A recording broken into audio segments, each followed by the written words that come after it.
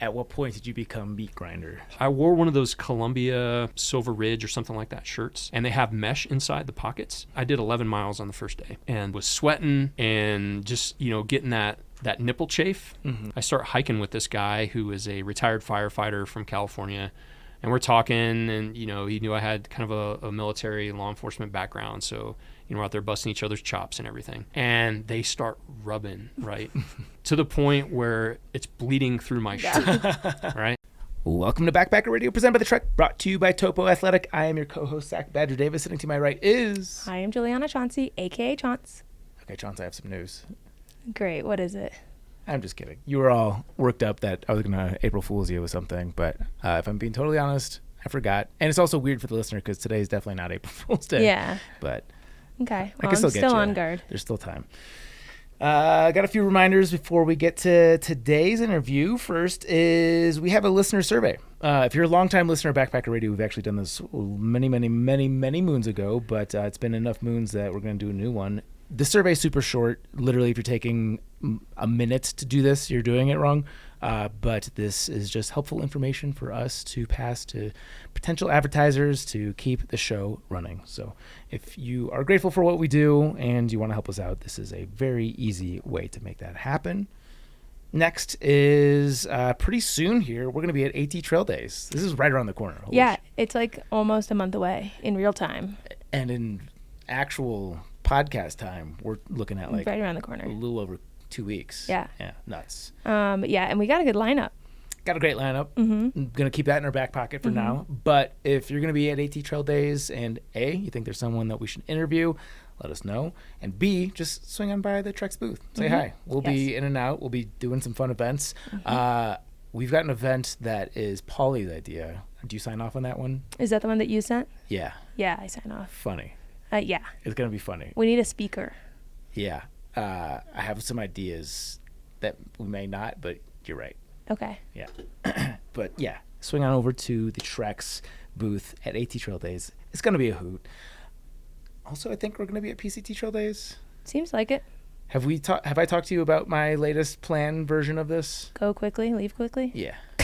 So we'll be there. Yeah, that works for me. It's the weekend before my wedding. You can see me as a last weekend of my fiance dumb. And then I become a wife. This will be like your bachelorette party, basically. Yeah. If you want to join me on my domestic bachelorette to PCT days. Yeah. Should I get a bunch of penis straws? What do girls do at bachelorette parties? We can get little tattoos of Garrett's face, like not real ones, but like the adhesive. The stampy tattoos. Yeah, stampy ones. Penis straws. Penis? No, penis. They said penis. No, I said penis. Penis straws. Penicillin. We could probably find some penicillin. At PCT days, I think you'll be flush with that kind of medicine if that's what you're after. No, not me. I'm on my domestic bachelor trip to PCT days. Yeah. I'm kind of curious to get the listeners' take on what we should do to celebrate your bachelorette party at PCT Trail Days. Because as the bachelorette, you shouldn't be planning this yourself. No, you should, as my domestic bachelorette maid of honor. Yeah, as your best man, I will gladly take suggestions from listeners. Okay, great. So this is settled. You're planning my bachelor party. Just what penis themed things can we do here? Yeah. My penis themed bachelor party in PCT days. Probably just be like a penis cake and maybe like you could put a Trek logo on each of the balls. There you go. You're not supposed to plan it. I'm supposed to arrive at these decisions. Take over from here. Yeah. Another quick win to help the podcast. If you guys enjoyed this show and you want to support us financially, you can do so. Patreon.com/backpackerradio for as little as $5 per month. You get all of our episodes advertisement free. So if you're not a fan of listening to ads and or you like helping out your cinnamon pals, head on over to patreon.com/backpackerradio. Last but not least, if you're taking on a long-distance trek this year and you want to be part of an awesome backcountry team, apply to be a blogger. We're going to get Jess on the podcast here very soon. I know I keep teasing that, but we finally have the podcast in the works, sort of. Okay. No more beating around the bush. Let's get to today's interview with Jay Meat Grinder France, who's a retired Air Force veteran who served 31 years, completed 10 deployments, and graduated from Army Ranger School, where he once considered ambushing AT hikers for food. Can't wait to get that story. After retiring from one of the military's top enlisted leadership positions, he hiked the PCT, followed by the Colorado Trail and Tahoe Rim Trail, and also recently published his book, 5 Million Steps. Jay, thank you so much for joining us here on Backpacker Radio. Absolutely. Thanks for having me. It's been awesome to watch y'all and listen to y'all for, I don't know, a bunch of years now. So excited to be here. Thanks. Oh, thank you. Yeah. So what's the story about ambushing AT hikers? So the mountain phase of Ranger School is in Dahlonega, Georgia, and the AT passes through it. I was in a winter class, so I was actually up there in January. So it wasn't hiking season, but I happened to be a student leader that day, and we had about 40 folks out there, all camouflage, machine guns, the whole deal, off the side of the trail. We were bisected, and I smelled laundry detergent. And I was like, okay. We were all stinky guys. We'd been out there for, coming up on 3 weeks with, smelling pretty bad. And could smell that laundry detergent. And then I started to hear voices and had all my team, everybody get down. And yeah, sure as shit, 2 guys and a girl came walking by. They had no idea that there were 40 guys with machine guns doing all that right next to the trail, probably 5 or 6 feet off the side. We just watched them pass. And the whole thing, because you eat once a day in that school. Over the 8 weeks of the school, I had lost about 28 pounds. At that point, I was, pretty thin and pretty darn hungry. And all I could think about was what kind of food were in those packs. And I heard, I haven't hiked the AT, I've heard there are some signs that let you know that you're going into that little area. You guys scared the shit out of me. Well, I wish I would have been there to scare the shit out of you. I know they had no idea, and they just walked on by, but I couldn't stop thinking about that food. And we had considered it. I wasn't the only one with that idea, but that would have led to a whole lot of trouble, and bad things could have happened in that, but still wanted the food. I've told the story in the podcast before, so I'm not going to tell it fully again, but I will say it's probably the moment in my life where I felt most like I was in a movie that I didn't realize I was in, because I'm sure they must have seen me and decided to come over the hill to kind of maybe fuck with me. At this point, I don't know. I was by myself and hiking, and I turned a corner, and all of a sudden this flood of men come out of the woods with these giant backpacks and these guns, and I'm just watching them roll the hill, and I'm like, am I under attack? Have we been invaded? Is something happening that I didn't know about because I've been in the woods for 2 days? I don't know what's going on. And none of them could see me. They couldn't acknowledge me. So I was like, am I invisible? Am I a ghost? What is happening here? But the redeeming part of them scaring me is, now that I've heard this part of your story, they probably regretted it, because they were all walking kind of slow, and I couldn't get around them because there were so many of them. So I just started eating a Chewy bar while I was walking behind them. And now they must have probably been hungry, huh? They probably were. And they were probably watching your every step. If you would have dropped a tiny peanut or something like that, they would have been all over it, fighting for it. Well, I passed fighting with the squirrels. I passed a couple of them, but then it was getting too difficult, so I ended up walking in line with them for a bit, because I was like, the trail's not wide enough, so I'll just be here. They scare us. They tell you we are not allowed, or the students are not allowed to talk to hikers. Yeah, and they did not. Yeah, an instructor catches you, because it's an integrity thing, because a lot of hikers would want to give you food or something like that. Everything is so controlled and restricted in there that if they catch you talking, you're out. And at that point, you're about halfway through. You do not want to go back and start over. If a hiker was to encounter them on trail today, and let's say it was me and I had my Chewy bar and this was happening again, and I were to break off a piece of my Chewy bar and just hold it behind my back, what are the chances that the guy behind me would have taken it? If you would have dropped it? No, if I was just holding it out hey, right here. Nah. Well, I don't know, maybe. But at that point, the pressure of, you're almost 2/3 of the way. When you finish that, because there are 3 phases, that's the second of 3 phases. At that point, most of the people that are going to recycle, wash out, or quit are gone. So you are really a solid team at that point, and you do not want to compromise that and give the instructors a reason to either send you back to the start of the course or to kick you out. So pretty unlikely. Now, if you dropped it and walked away, oh yeah. Do you know of anyone who had eaten fallen food? Oh yeah. Yeah. I went to the Air Force. We send about 6 people a year, so it's pretty selective for an Air Force person to go. And I was privileged to have the opportunity to run that selection course for a number of years. And we would do it on purpose sometimes with corn nuts, just kind of, drop them for the students or whatever, and then just kind of stand where they can't see and watch. Kind of mean, but, kind of funny at the same time. But like feeding the pigeons. Exactly. Yeah. So it's not allowed if they pick it up from the ground. Absolutely not. Okay. Yeah. People should go and just leave a. There was one time on the PCT where one of us had I can't remember who had M&Ms, and there was a hole in the bag, and so they all were dropping out one by one. Yeah. And Scuba Steve got to the break spot, and he was like, "Man, did you guys see those M&Ms?" He'd eaten all of them. Yeah. So yeah, okay, cool. Good to know for the hikers. So where that training is, that's Army Ranger School, Mm-hmm. And you eat once per day. You do. So typically, because that school, a lot of people think that it produces ninjas, that you come out this, tactical wizard, godlike infantry figure, you do learn a lot in that course. But all of those things that you learn are essentially the grading tool. When you are, they put intentional stress on you. Sleep deprivation, limited food, you're up moving 20-ish, hours a day. They put you in stressful situations and then make you lead complex operations, whether it's a reconnaissance, an ambush, a raid, to where you have to get a whole bunch of other tired and hungry people to accomplish these difficult tasks. And you as a leader, they rotate leadership positions through there, so you're evaluated on your ability to do that. One, overcome your struggles, whether it's, I was a sleepy guy. The food really didn't bother me that much. The yelling and screaming didn't really bother me that much because that kind of goes away.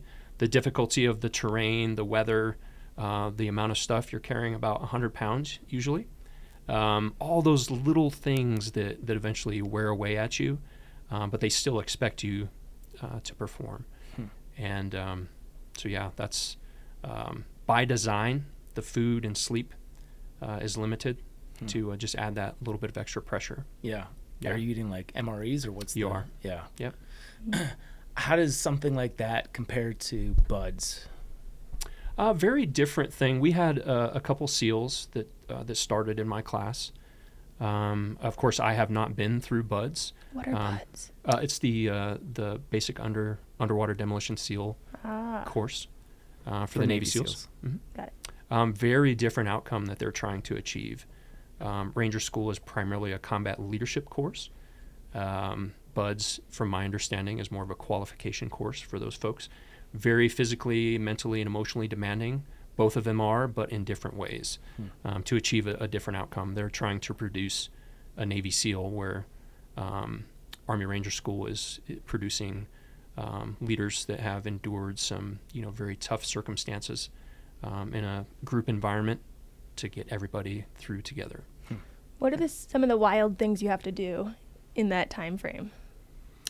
Well, some folks think the physical standards are very difficult. So, for example, when I went through and started in 1999 and graduated in 2000, and you had to do 49 push-ups, 59 sit-ups in 2 minutes, a 5-mile run in under 40 minutes, 6 chin-ups, and then in my class it was a 16-mile road march or ruck march with a 35-pound-ish pack, a little heavier than that.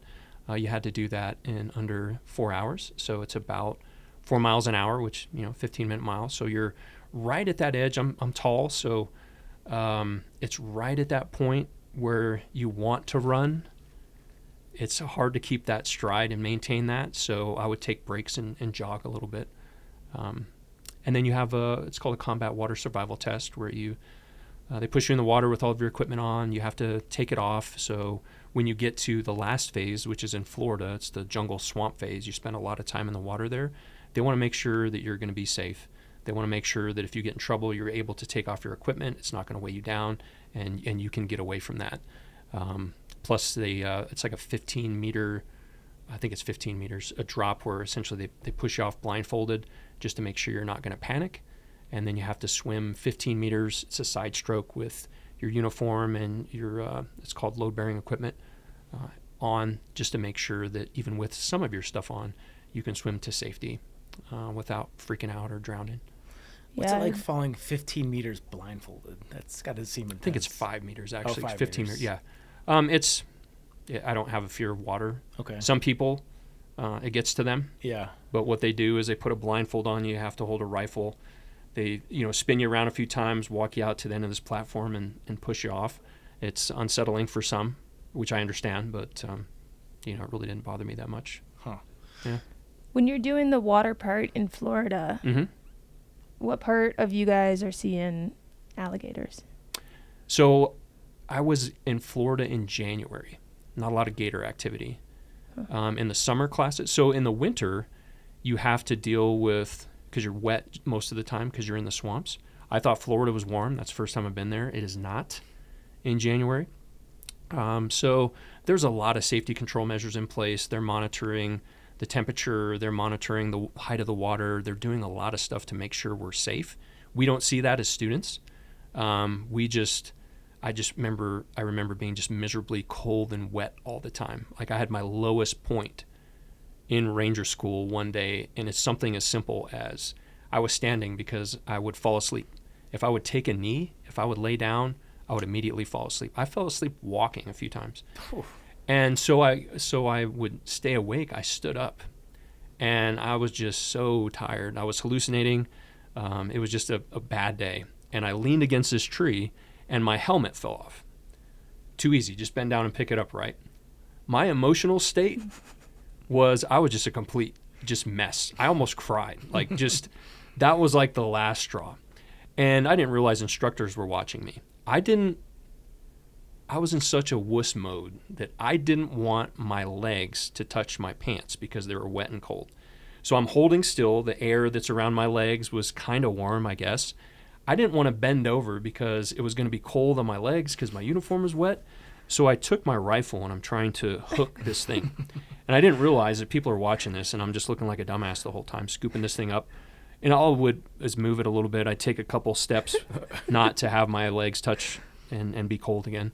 And finally, they just yelled at me. They're like, pick it up. And I just almost, I kind of snapped out of it when somebody said something. And I was waiting for the part where you shoot your helmet on accident. No. I mean, I probably, would have if we would have had real rounds. Yeah. But, yeah. So you served for 31 years? Yeah.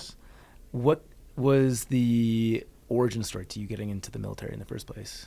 Yeah, so I grew up in a Navy town and didn't do very well in school, barely graduated, and needed to get away from a family situation I didn't care for, not a whole lot going on in that town other than, the Navy. Just essentially a fresh start. Well, I had met one of my high school teachers who was one of the few that had invested in me, and he was in the Air Force during Vietnam. And he told me all about it and some great stories. And so I was like, hey, here's my shot. Let me go down. And went and talked to the recruiter. Fortunately, even though I didn't do well in school, wasn't necessarily a dumb kid, but did very well on the placement test to get in. And that was it. So a little bit after graduating high school, left, and 31 years later, actually 4 years ago today, so April Fools in 2021 is when I retired. So yeah, happy anniversary. Yeah. Well, thank you. Yeah. And where did you serve tours? 14 different assignments. Wow. In Texas, I went to Korea for a year, which was great. I went to Panama for 2 years. Little Rock, Arkansas, went up to a place that was then called Fort Dix, New Jersey. I went to Fort Bragg, North Carolina. Then I went down to Georgia. Then went out to Vegas, did 2 assignments out there, up to near Salt Lake City, Utah. Then I was sentenced to the Pentagon up in D.C. for about a year and a half, which was great. Then went to Oklahoma City, Dayton, Ohio, and then finished at Scott Air Force Base about 40 minutes outside of St. Louis on the Illinois side. Yeah. Have you ever played the game Fuck, Marry, Kill? No, I have not. Do you know about it? No, I don't. Okay. We'll give you 3 options. You Okay. choose one to fuck, one to marry, and one to kill. Okay. Of the U.S. assignments, which one would you fuck, marry, and kill? U.S. assignments, fuck Little Rock, Arkansas, marry Utah, and probably kill the one in Texas, the first one. Okay. Yeah. Why is that? The kill specifically. I was the youngest person in I was a canine handler, so a canine cop for the first 12 years. Was the youngest person there, the lowest ranking person in that organization the whole time I was there, and it was just games. I mean, I was hungry, to learn from folks, but this was the period in between Vietnam and I came in 1990, so Desert Storm, Desert Shield, those things didn't really impact the unit that I was in that much because only a few people got to go. So it was more about games and messing with the new guy and all that stuff, and I really didn't care for that all that much. Whatever. I stayed the better man, didn't let him get me down. But then going to Korea, I was super excited about that. So, that formative experience that I would have hoped for with, some inspirational leaderships and inspirational leaders, maybe some folks to mentor me and kind of show me the ropes. Didn't get that until the second assignment. So that's where the Texas piece goes in there. You said you were a canine officer? I was, yeah. Do they use German Shepherds for that? They do. Do you build a kinship relationship with dogs, or is it? Yeah. What's that like? You do. So the dogs actually stay at the bases. So when a new handler comes in, so we rotate, the dogs stay there. Essentially, you get assigned a new dog, a dog that has been at that base, could have had 5 or 6 handlers before you, and then you establish that rapport with the dog. Some are easier, some are more difficult to build that bond with, but typically once that bond is built, it's awesome. Just that partnership you have, understanding each other. They understand you, your behaviors, your mannerisms, kind of how you're thinking, how you're moving, especially when you're doing police work. They can also sense when someone is just okay, or someone might be doing something wrong, or if there's tension, or if things start to escalate between me and a person that I'm having a conversation with, or having to have a discussion with about some of their behaviors. Dogs are really good at sensing where their handler's head is at, and being that supportive tool. As long as you can maintain control, because there are some dogs that are they require a little bit more attention when you're around people, and you have to be very, very careful, because not only do you have to make good decisions with the people you deal with, you're also having to be mindful always of what that dog might do around crowds, around kids, around passersby, during traffic stops when vehicles or other cars are driving by and stuff. It's great, but it's also you really need to watch out for your partner there. Yeah. Are these dogs all business, or do they play? They play, yeah. Some. So in Panama, when I was down there, we would patrol the base, housing areas. A lot of thieves would come on, break into houses, take TVs, steal things. Bottom line, we had to use our dogs in that line of work. A lot of times dogs would bite folks. We would send a dog on somebody that's getting away, or inside a house if they fight you or something like that. Those dogs, they would get more bites essentially, so they would get kind of used to that. Some dogs that I worked enjoyed that part. Some dogs, because especially if you work at night, you don't see many people out.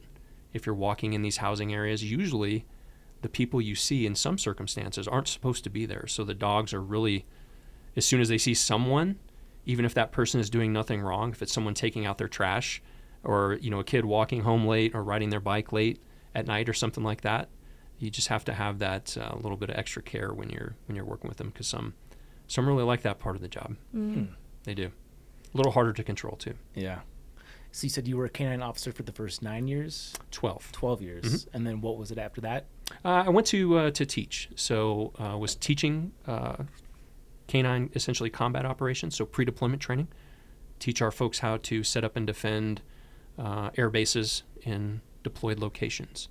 And that was right when 9/11 kicked off, when I was there. So, used what I had learned in those first 12 years to, teach others. So. And then did you have deployments after 9/11? I sure did. Yeah. Yeah. Got to be one of the first units in Afghanistan. So Wow. 9/11 kicked off. I was on a team of folks that did flyaway security. It's called Phoenix Raven. And we would go to austere airfields and, protect the aircraft as they're, going around the world and delivering things and, doing missions. So immediately we got spun up to do that. So I believe it was the 15th of September, started flying missions. And then, things started to build more, and they decided to open up some bases in Afghanistan. Well, I was one of those, like we talked about, one of those lucky Air Force people that had the privilege to go to Army Ranger School. So they're like, hey, we just spent a lot of money on you to do this, so go over here to Afghanistan, work with this Air Force unit, but you're going to be a liaison for the Army, because the Army was essentially defending the base at that point very early on. And then ended up, all in all, doing 4 deployments to Afghanistan and 3 to Iraq in a very short period. But yeah. Is this exciting, nerve-wracking? Like, what's the emotion when you're out there? Yeah, the first time it was really weird. It was, because the emotions were high after the attacks of 9/11. And I had worked very hard to get good at all aspects of my job. I was no longer a canine handler at that point. Had worked really hard to get good at what I did. So to have the opportunity to go do that was exciting for me. But it was surreal going into early on. This base that I was talking about, there were less than 500 of us there when I got there. And that base grew to about 35,000 over the years. It was huge. So to see those first-time things, to deal with those combat experiences for the first time, was interesting, was terrifying sometimes, but you do what you have to do. You compartmentalize those things, and sometimes, they revisit you a little bit later. But while you're actually doing the thing, your mind is focused on, at least mine was, focused on doing that job, protecting and helping the people around me, and getting home. I was engaged to my wife shortly before going on that deployment to Afghanistan, but hadn't had kids yet. So where did the kids enter the equation? Kids entered the equation a little bit later, and so fortunately, my older son, I deployed once to Afghanistan and twice to Iraq twice to Iraq after he was born.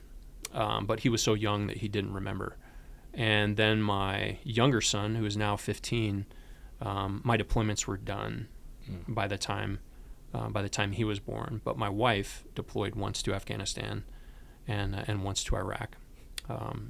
So she got to experience that as well after we had our sons.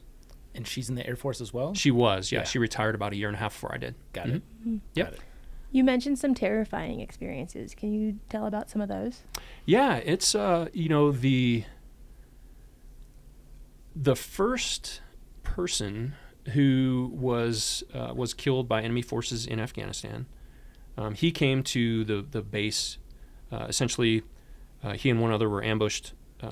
They flew a helicopter out there to pick him and his teammate up and bring him back to the base where I was at, because we had then it was called a forward surgical team. So a Army trauma team that can patch folks up, get them well enough to move them on to a higher level of care. So you have the medics that are in the field at the point of injury where the action happens.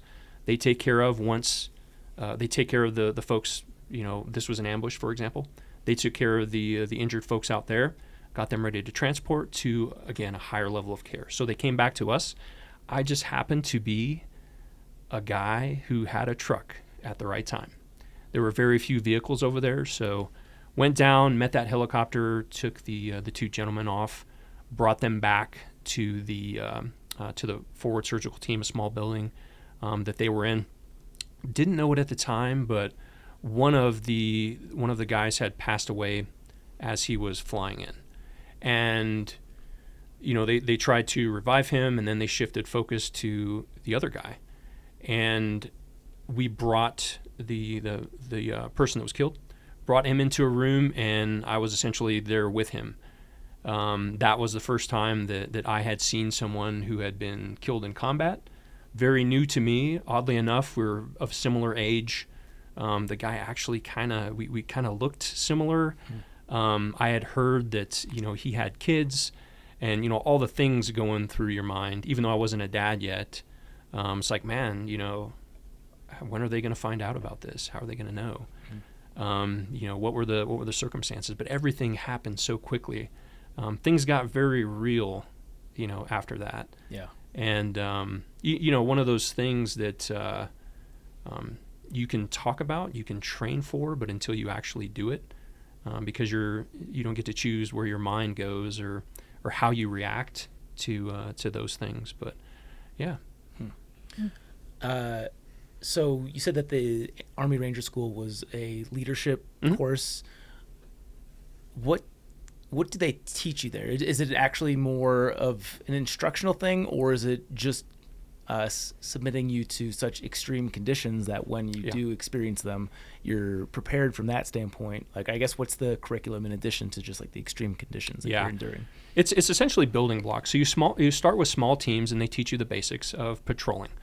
When you're essentially patrolling through the woods, the different positions, the different responsibilities that each member of the team has, how to, cross a road, how to set up an ambush, how to you're honing your land navigation skills, how to navigate with a team through the woods. Essentially, you're also one of the most academically challenging portions of that course is called operations orders.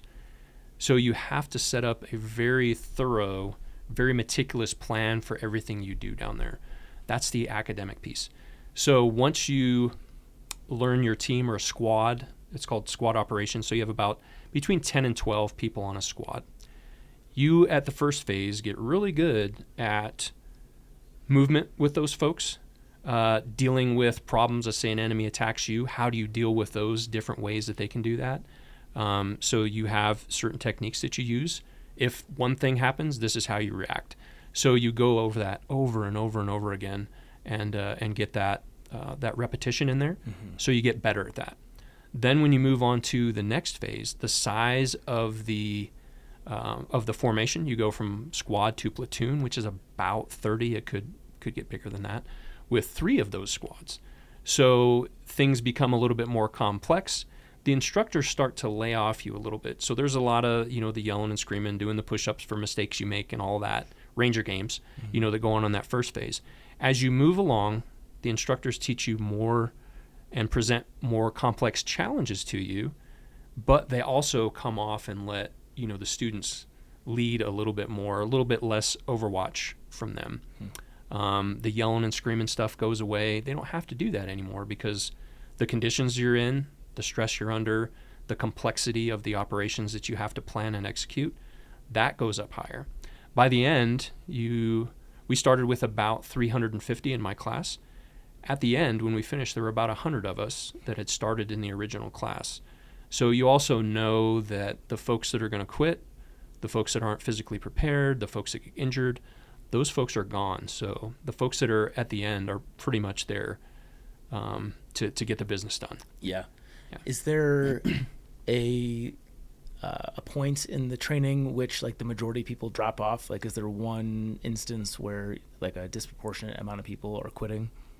That first phase, because you have a lot of the physical events, folks that, fail the fitness assessment or fail the swim test or can't run that, then the evaluation, the 5-mile run in under 40 minutes, the road march, 16 miles with a 35-pound pack carrying a weapon.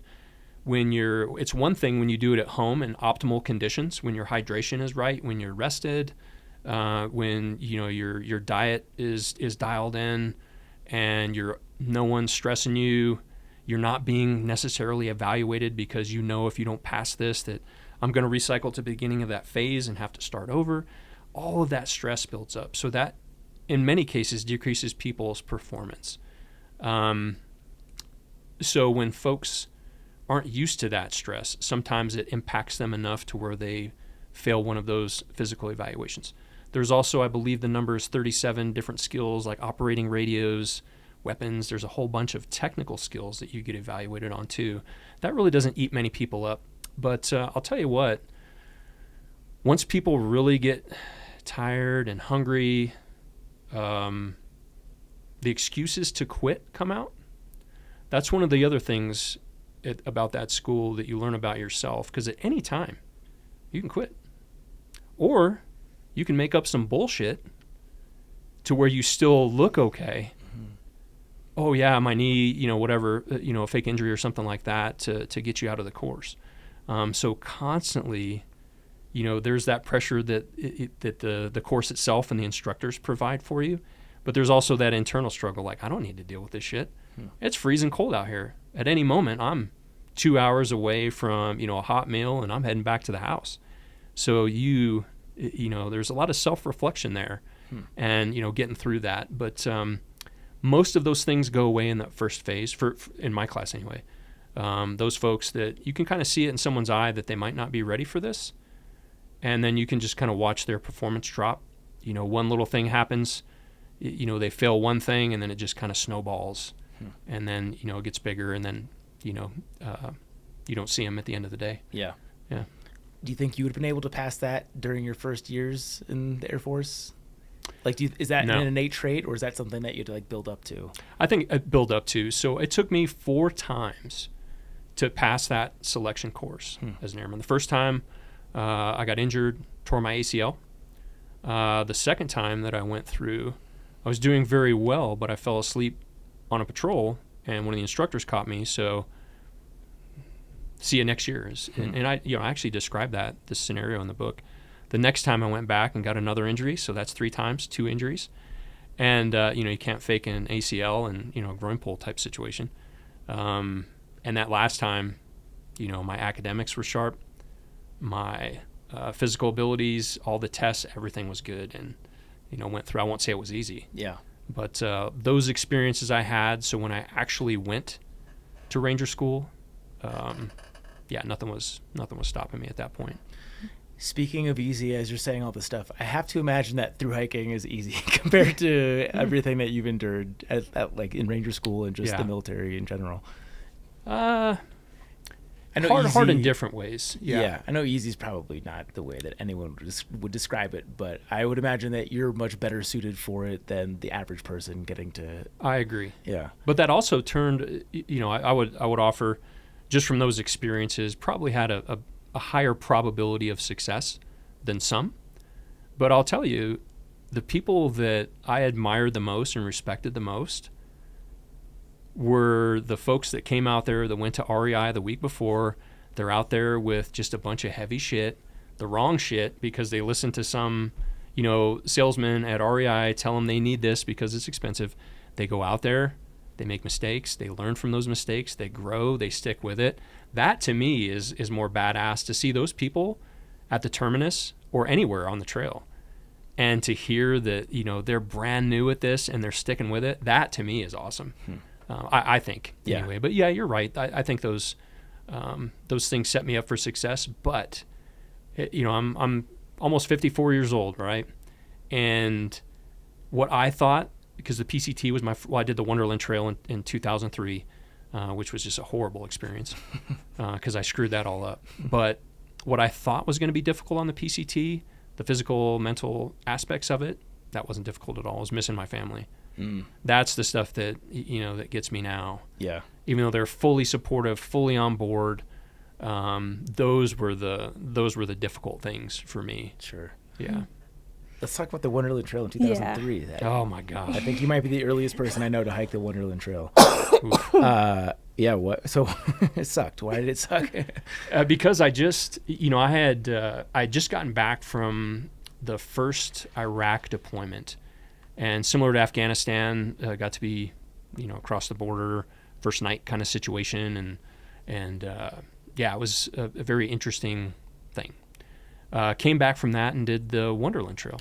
Now I'm from Whidbey Island, Washington, which is about hour and a half north of Seattle. So, grew up around this stuff, saw Rainier, and, wanted to do it. But I kind of stepped away from hiking for a while and still had that ranger school mentality that heavy is good, heavy is badass, heavy is hardcore. So I kind of did what I just said new people did.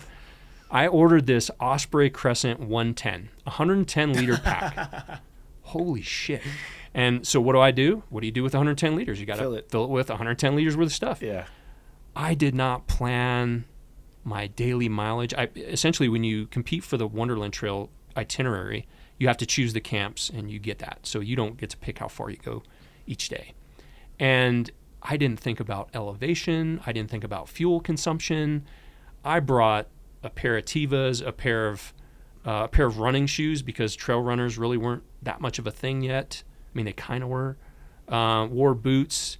Like all this just extra stuff. I brought 3 8-ounce fuel canisters with me for a night. Just, come on, man. Yeah. I had a Catadine hiker. It was like the most expensive filter at REI, so I thought it was good, but it was also the heaviest. The large pump. Oh, yeah. It's made of like steel or something. I mean, just ridiculous. So, yeah, I thought it was funny when I go to get my permit, and the rangers there, I can't remember the name of the ranger station where you get your permit. But anyway, they're like, hey, man, you want to wear your pack? I was like, sure. And like all these guys come out, and I'm like, why does everybody want to look at this, right? That thing was like 60 pounds, just ridiculous. Yeah. That's actually less than I thought you were going to say for that size. It's horrible. But I didn't break in my boots, just all those, what I consider now rookie mistakes. But it's such an opportunity for growth. Like after that trip, I mean, I survived it. Man, I mean, I enjoyed it, but it still, sucked. After that, I was like, okay, this is when Go Light, that company, was coming on. Mm-hmm. Innovate Fly Rock shoes. I went back and just completely redid my setup, and would go out and test it. If it didn't work, I'd get something new. Some of our most fan-loved episodes are the beginner backpacker basics ones. Yeah. Do you have tips instead of just towards the beginner backpacker? Do you have tips specifically for someone coming into backpacking from the military? Yeah, just it's a new world with, especially, feet. That's probably what I would say is for in my experience and my observation anyway, what gets people the most. So, going away from those boots. I mean, now military boots are much different than that time. So probably not as difficult as a transition, but the military equipment is durable and rugged for a reason, because you're going to beat the crap out of it, and it's going to be heavier. It has to last. You're going to take care of it a little bit differently. Yeah, you're going to take care of your military equipment, but it's typically going to be a lot heavier. So explore those options with different fabrics, different packs, different all the things. It doesn't have to be that same heavy-ish military stuff that they use. You think that's the biggest difference, is the weight? Yeah, definitely the weight. Mm-hmm. Yeah.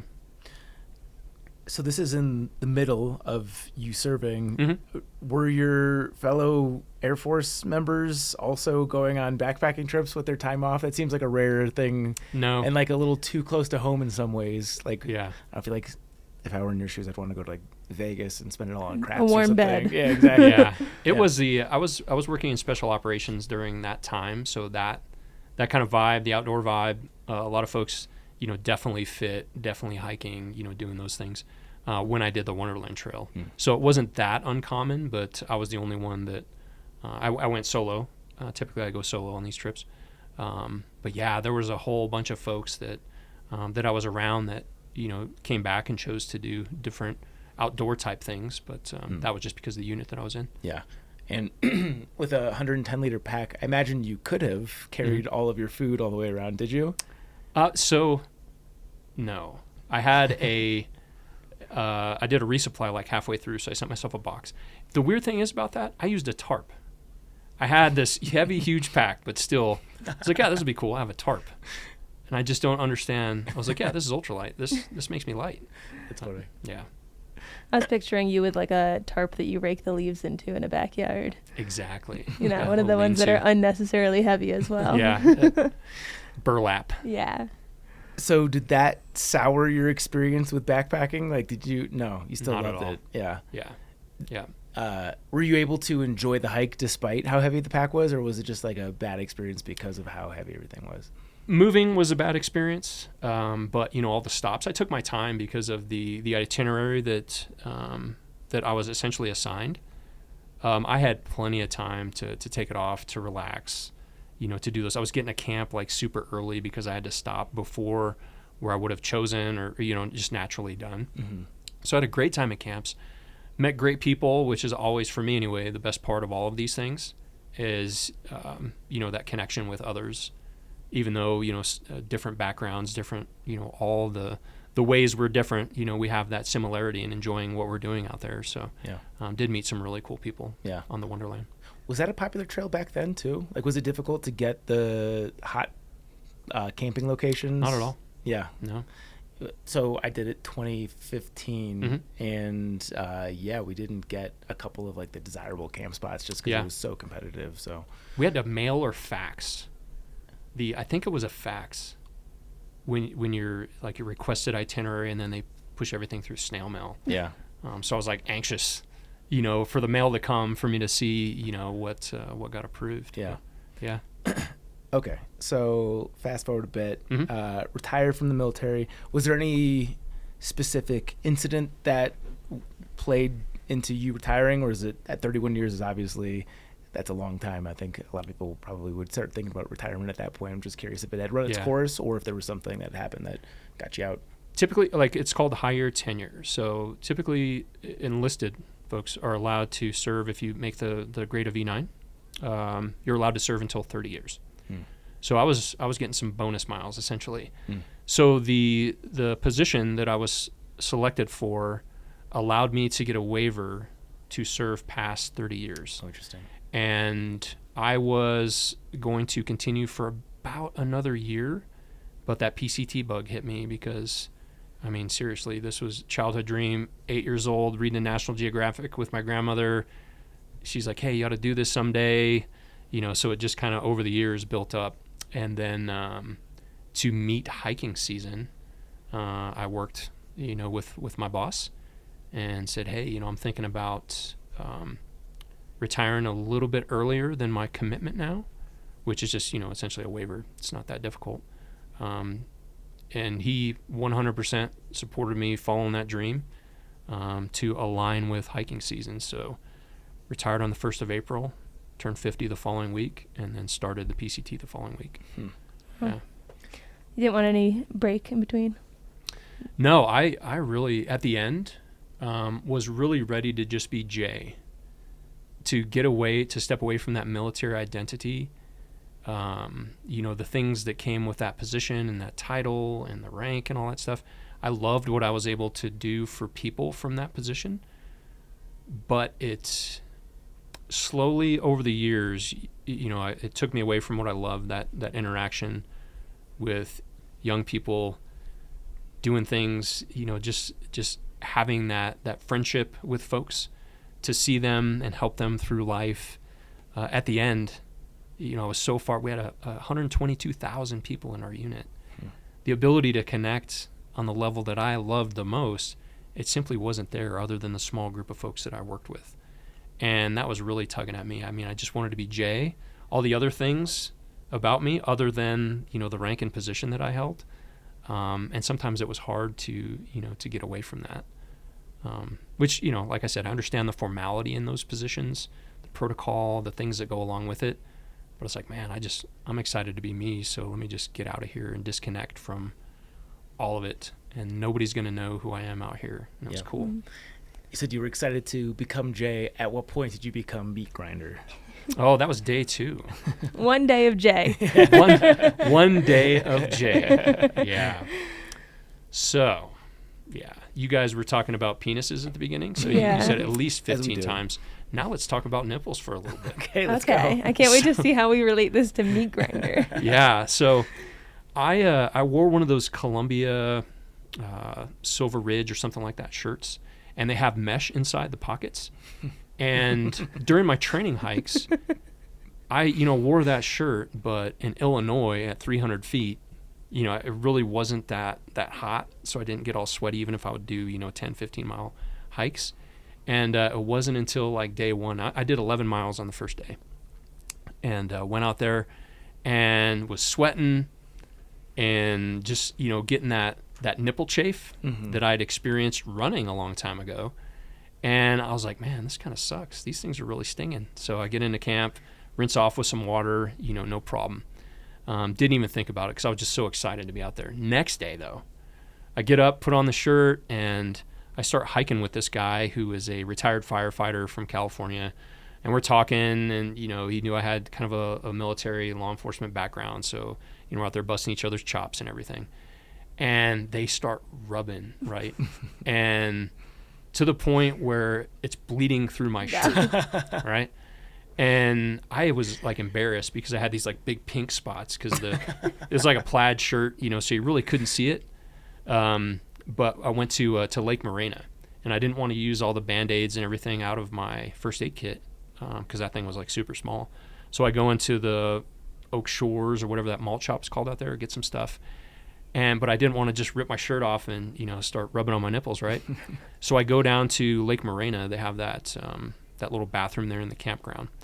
And I stick my head into the bathroom, and I was like, hey, is anybody here? And I hear nothing, right? Go in there, take a shower, wash my clothes, and just, put everything on wet, right? Even on that second day, I was just all dirty and nasty. And so then it's time to get myself sorted out. So again, I yell, I was like, hey, anybody in here? And have my shirt open, and I'm rubbing Neosporin on my left nipple because I cut the end of Band-Aids off to put it over there. Yeah. And that firefighter guy walks in there, and I'm just like, and he's like, bro, what the fuck? And, we laugh about it and everything and walk back outside, and he's like, hey, man, I got a trail name for you. He's like, it was going to be Nips, but I think because of your background, we're going to call you Meat Grinder. So I'm thinking, cool, that sounds kind of badass, right? So I went with Meat Grinder. Well, 21, I saw a lot of young solo women, especially those first few 100 miles, right? And I'm some creepy old dude, the beard's coming in and everything. And, I'd run into somebody on the trail. I was like, hey, what's up? Hey, what's your trail name? Meat Grinder? And they're like, holy shit, what's this about? I was like, well, not like a murder way or anything, and my jokes suck. And it was just horrible. So it was like unsettling. So I was like, okay, I'll change it to Grinder, right? Yeah. So I'm an old dude. I had no idea that, the Grinder app, I had never heard. How'd you find out? So here we go. So I'm hiking around these three guys, right? And, we're chatting and everything. One of the guys is like, hey, man, you know what Grinder is? I was like, yeah. And they're just like, oh, cool. No one's judged you out there. It was, it's fine, right? And, we're just talking. Like the next day, I'm talking about my wife and kids, and these guys are like, what the hell? And then the guy's like, hey, man, do you really know what Grinder is? I was like, yeah, dude, it's hot Italian sandwich. I said, for me, it's kind of like grinding miles, And they're like, no. So, I got schooled up on the hookup app. And so I was like, yeah, I think I'm going to go back to Meat Grinder. So, which, It's the more PG version. Yeah. Yeah. That's funny. Yeah. Then people started asking up the trail, like, can we see your nipples? Yeah. I was like, no, I mean, they're healed now. Are you asking Meat Grinder or are you asking Grinder? Exactly. Which one? Because there are different answers. Right. Depends on how you ask. Did you swap out shirts? I did. Yeah. Yeah. Did you ever get like callus nips, or you didn't have the shirt long enough to? No. So I put those end of the Band-Aids. I would just cut them off, put them on there, and just left them on forever. And then when I got to, I think it was Mammoth Lakes, I got a sun hoodie, and never went back. Yeah. Yeah. That's a funny cautionary That's tale good, that people have to hear. Yeah. So Yeah. Not grind your nips down to the bloodiest of nubs. Oh, that was horrible. How does that pain compare to any of the pain that you? Because I imagine that you were able to take that nipple grinding further than maybe the average person. Just your ability to endure pain that you've done in like all your training. Do you feel like that dragged on longer than it probably should have? Yeah, I should have stopped. Yeah. I should have taken care of it. Just like, I'm very mindful of, my feet. Any little hot spot, anything, I'm stopping. after getting ready for the Ranger School piece for those long road marches wearing boots, I went through the cycle of getting my feet, torn up with blisters and all that stuff. So now I'm real focused on that, but I'm still a stubborn ass. So I was like, nah, this will sort itself out. I'm good. And then I'm like, shit, I'm bleeding. I got to do something about this. But I left them on those Band-Aid pieces for a long time. Yeah. Yeah. Your younger son wanted you to vlog the PCT hike. Mm-hmm. Is this stuff making the vlog? Are you like, hey son, it was nips are bloody today? Yeah. Yeah. He learned what grinder is.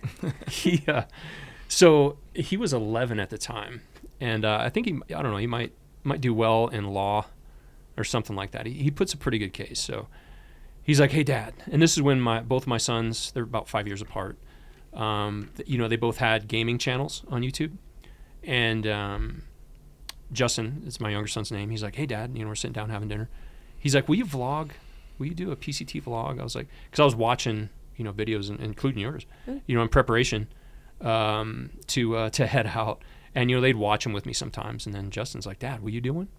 I was like, hey, bud, I'm kind of tired of, the media and the photos and, the stuff associated with my job. I said, I just want to, kind of break away from all that and, just hang out. And he's like, well, Dad, you're getting old and you're going to start forgetting stuff.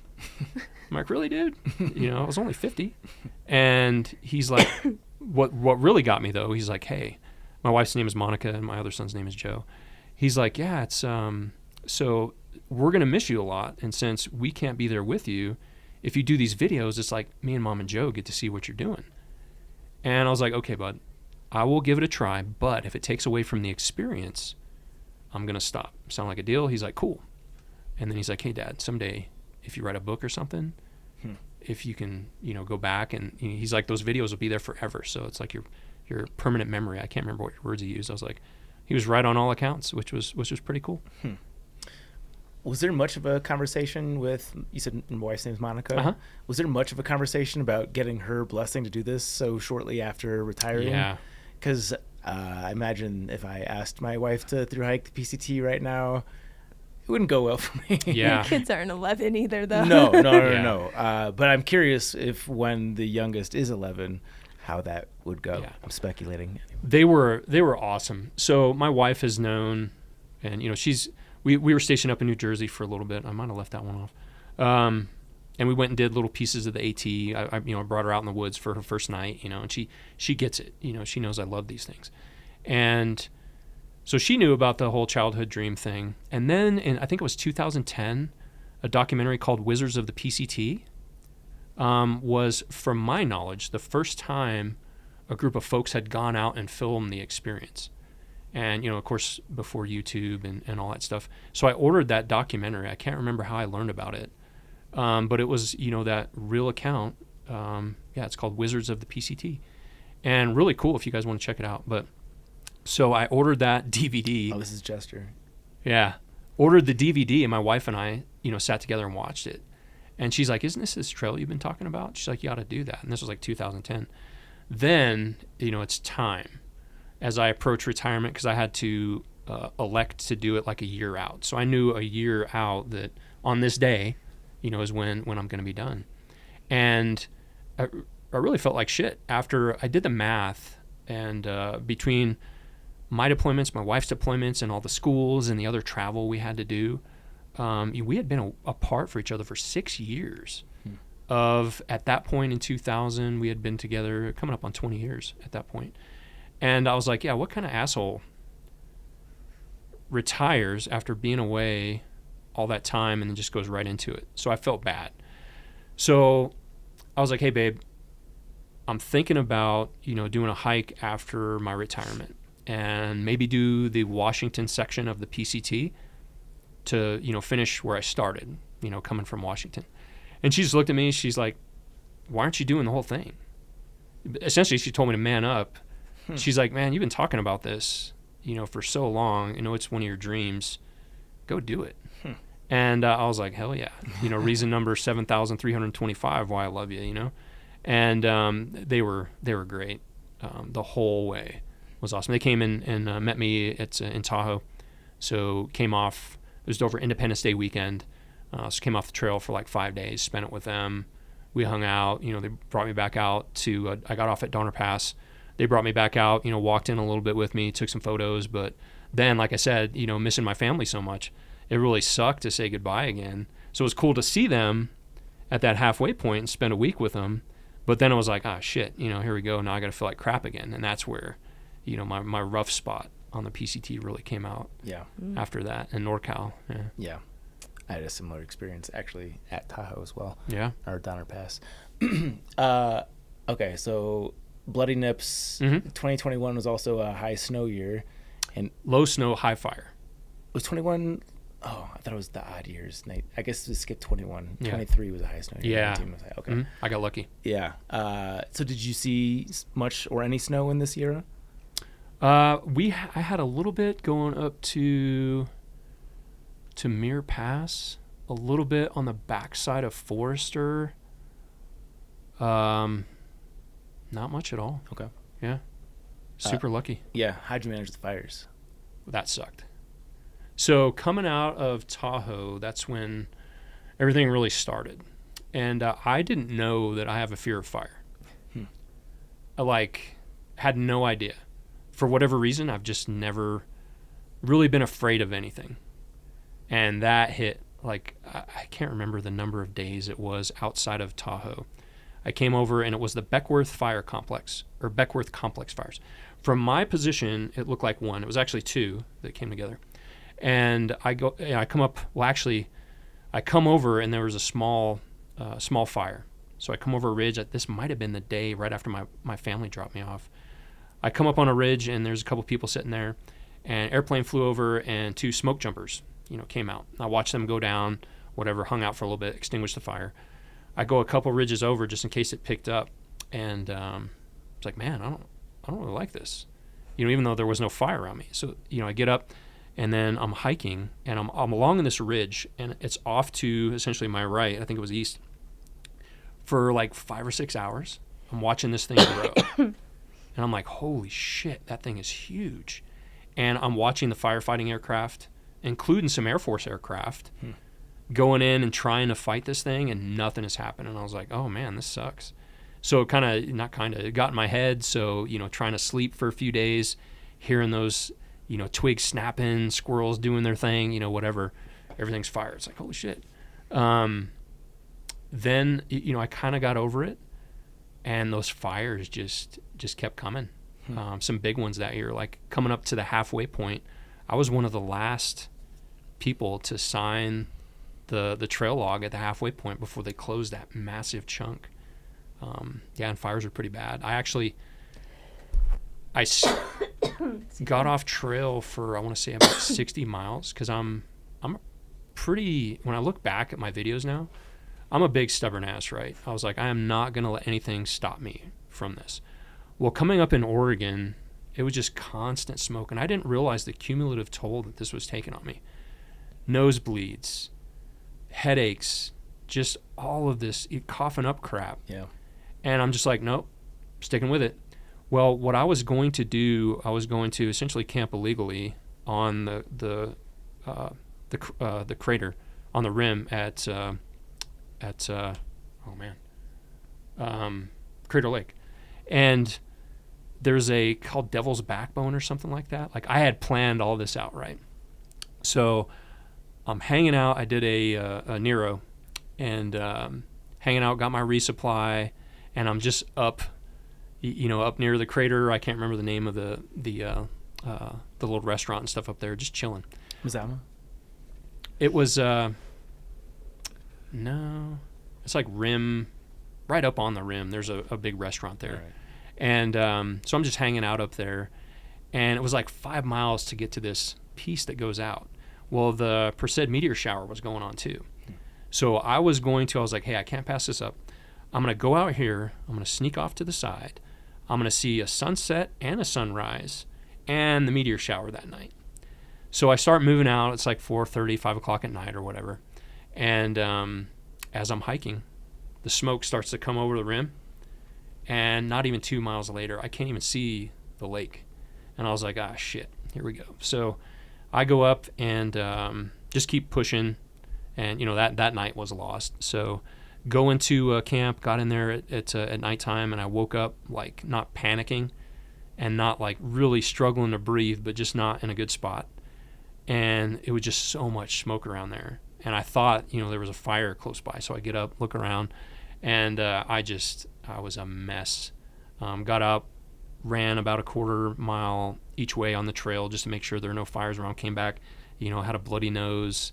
And I'm like, you know what? I gotta move out of this stuff. Yeah. And looking back at photos and videos, just my face, like everything was just bad. So one of the trail angels picked us up at a road and brought us up to, I can't remember which lake it was. So she brought us up about 40 or 50 miles, I think. And as soon as I got out of the smoke, I was like, oh yeah, this is what right feels like. My recovery times were, back where they were.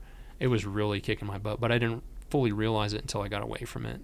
Yeah, I feel like that's something that is not discussed often enough in the world of long-distance backpacking. Yeah. Did you have any long-lasting issues with the smoke exposure? No. It cleared up probably, 3 or 4 days into it, I started feeling better. Yeah.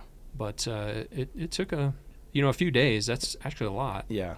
I feel like I was coughing up for months after the trail. And there was never as acute of smoke exposure like what you're describing. But it was just like constant fires in the area. And I remember like afternoons were like, it's not cloudy, but you look at the sun and it's just a haze. And for hiking through that for weeks and you're just huffing and puffing up mountains. Yeah, that fucked me up real bad for a long time. And I feel like that's just something that is not really discussed in, things to consider when you're doing these treks. Yeah.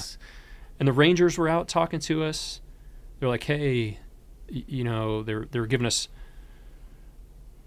conditions, fire conditions. Of course, anytime we get reception, we would check for closures. My wife, she's watching everything from back and shooting me, updates on the inReach and all that.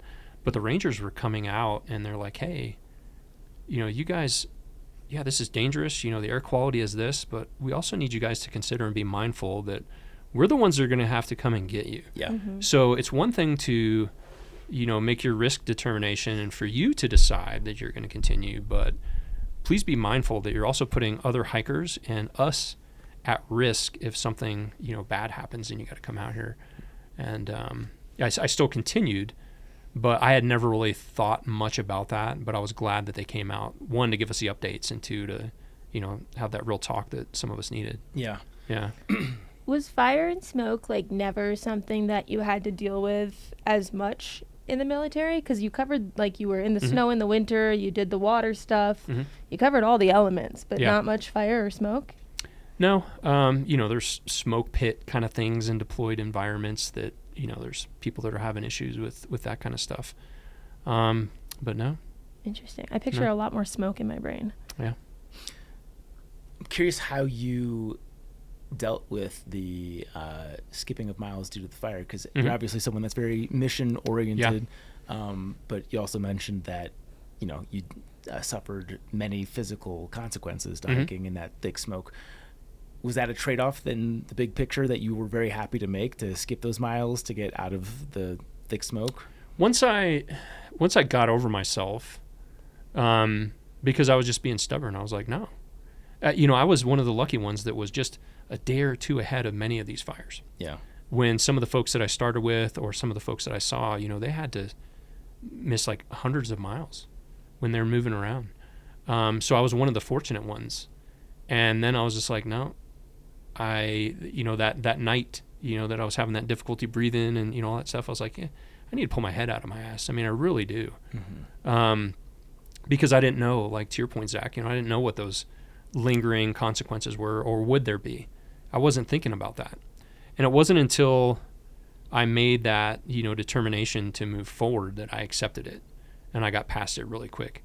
Then I was like, hey, dumbass, why did you put yourself in this situation? Once I started feeling good again, and once I got past, because I'm not one for comparisons or competition with other hikers, but I'm very difficult on myself because I'm competitive by nature with myself. I wanted to have, not for street cred or not to be able to say I did, but I wanted to, after waiting 42 years to do this trail, I wanted not just the miles, but I wanted those experiences that I may have missed by missing those miles. Yeah. Yeah. Was there guilt after you passed, or did you feel confident once you made the decision? I was good. And, I got a lot of, one of the things that, it didn't really get to me to where I was pissed off, but I got tired of comparisons on the trail. I went really, really light for like a 35-liter pack through Northern California and Washington. And, the folks are like, hey, man, how much is your pack weigh? What's your daily mileage? How are you doing resupply? All these things. I was like, what difference does that shit make? Mm-hmm. Don't worry about me, man. Worry about you. Are you enjoying this? Yeah. Okay, I'm enjoying this. Just do your thing, man. What does the weight of my pack, how does that improve your experience? How does that make it any better or worse if I'm doing 30 plus miles and you're doing 20?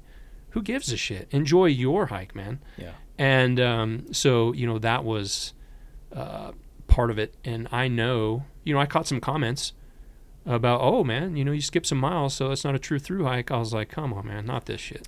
I don't sign up to that argument. I just don't. I assume from the internet army, not other hikers, or was it from other hikers? No, at that point, at that, that far into the trail, I didn't hear any comments, but it was, the internet warriors. Yeah, of course. A couple people have commented that have read my book. It's just kind of like, really? Okay. Yeah. Like, that's what you took from a whole book. Exactly. That's, hey, man, if that's what you got, that's what you got. Yeah. You're, if you're that sad about whatever you got going on in your life to where you got to focus on that, well, cool. What's the comparison of the camaraderie in through hiking with the military? So similar, man. Yeah. There are many things that I don't miss about military life, but the one thing I miss the most is the connection with people. So here's kind of how I frame it. When we do challenging things, or did challenging things in my military career, whether that's training, whether that's deployments or all that, those challenging circumstances bring us closer. That vulnerability allows us, and sometimes we open up a little bit more and share a little bit more about ourselves in those circumstances. Plus, we're all experiencing the same thing. It doesn't matter what social status, economic status, your level of education, what kind of job you had, what your career was. If you don't have a career, how long you went to school, what your degree is in. None of that stuff matters out there. And I just love that. In the military, you take away that hierarchical structure piece. Again, I'm just Jay. It comes down to that, that personal connection. And I found so many similarities in the thing that I miss the most out on trail, because regardless of who we are in our day-to-day life, we're just out here hiking, sharing the same experience, and doing it together, man. What was the social environment on the trail in terms of, like, were you hiking with the same group pretty consistently, in and out of groups, mostly solo? Mostly solo. Yeah. And, I would run into to some folks, and every once in a while, I had the opportunity to, get adopted by a tramily. And one of the things that I really wanted out of my PCT experience was to get away from that. So I had, for many years, especially towards the end of my career, this support structure, these people who supported me as part of my team, that lifted me up, that prepared me for everything. Everything was briefed, everything was scripted. I would really have to screw something up to really do a bad job. You know what I mean? Mm-hmm. The risk associated with making your own, although yes, I did make my own decisions, but the risk of maybe failing, the risk of not knowing what the next day holds, all of those things were exciting to me. So I really love that about the trail. And to do that, I spent most of my time solo, because also in that mode, for me, solo, I don't have to worry about someone else's experience. I don't, because I'm my natural tendency is to take care of folks. To, hey, how you doing today? Hey, are you going to be hiking safe today? Hey, what's your plan for this? Hey, I noticed you got a little limp on the left, let's deal with that. Those kind of things. Although I love being that for other people, I also needed to get away from that, because if I would have been a part of a tramily, I would have kind of done that. Yeah. So I would hang out with folks and hike with them, and camp with them for, a couple days. And then it was, time to step away. I was going to ask if there were elements of your military experience that you had to unlearn for through hiking. It sounds like maybe that is an example of just like, maybe unlearn's not the right word, but like separate yourself from it a little bit. 100%. Yeah. Are there other aspects of your military experience that you felt like you had to deprogram at all? Or do you feel like everything that you got from the military actually translated pretty well to through hiking? The other thing was access. I had, I want to say, and I can't remember this number, even though it's in there. It was over 10 different ways to get a hold of me. So regular, like unclassified email, secret email, top secret email, secret phone on my desk, regular phone on my desk, 2 different devices, a tablet from home where I could access, my secret email and products and things like that, different professional social media accounts. It was a lot just to maintain that connection and my responsibility to be responsive to someone, because typically at those last few assignments that I had, those last few positions, people relied on me for some pretty heavy weight on decisions and counseling and perspectives to help them. That definitely wore on me. So to get away from devices, from social media, from the news, from all of those things, it was very important for me. And it was freaking weird, man, to have that level. Not that I felt I achieved some status with all that connection, but to have that level of connection and just all of the traffic coming my way, to get out there and to be out of cell reception. Like, seriously, I had phantom notifications. I'm like, holy shit. Was that my phone? No, it's not my phone. I have no reception. Yeah. Or I would wake up. It took me a while to get good sleep, because I would wake up at 3:00. Oh shit, do I owe somebody? No, I don't owe anybody anything. I'm not that guy anymore. I'm just out hiking. Yeah. But I was so conditioned over years to, So getting away, it was awesome. Do you think that played into why your wife suggested you go on this through hike? Is she realized that like unplugging and like finding the least stressful environment would probably suit you well? Yeah, she does. And when she retired, that's right as COVID started. And she got a job as a substitute teacher so she could keep her passion for, the community. We had kids, young kids at the time. So our kids were younger. That was really fulfilling to her to, pour into, our future generation. And she absolutely loved that.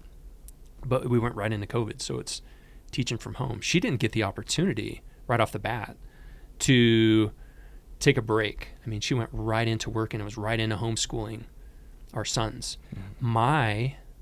Because the unit that I was assigned with did global logistics and transportation and patient movement. We were moving those infectious patients. We were the ones that were helping folks from other countries get back, designing those containment systems where people that had COVID, before we really learned much about it, to where we could, bring them back. And we still had to deploy people. So my travel, even though it was during COVID, picked up. So she was left home alone most of the time to deal with that. Plus, just events of the world really required my focus during that time, because so many things were going on. It's not easy to move the entire Department of Defense, keep that global network going during that, stressful time. So I was really digging into work. So she, through her experience, I think had a better understanding of the importance of stepping away, because she didn't get to. She did a couple years later. She went and spent some time in Italy, like 6 weeks, just, doing what she wanted to do and, going around and doing that. But, she was like super, super understanding and supportive. Yeah. Yeah. That's awesome. Yeah, it was. That was a question, Inhale? No, that was, I'm satisfied with how the conversation's going, Okay, Inhale. good, you're satisfied. Anything else from the PCT that you want to relay? No, just, awesome experience. The people, just absolutely incredible. Yeah. Yeah. And then I see there wasn't much downtime in terms of your backpacking career. Yeah. Did you finish the PCT knowing like, yeah, this is the perfect activity for me? Like I I've been bitten by the bug. I'm going to do more through hikes.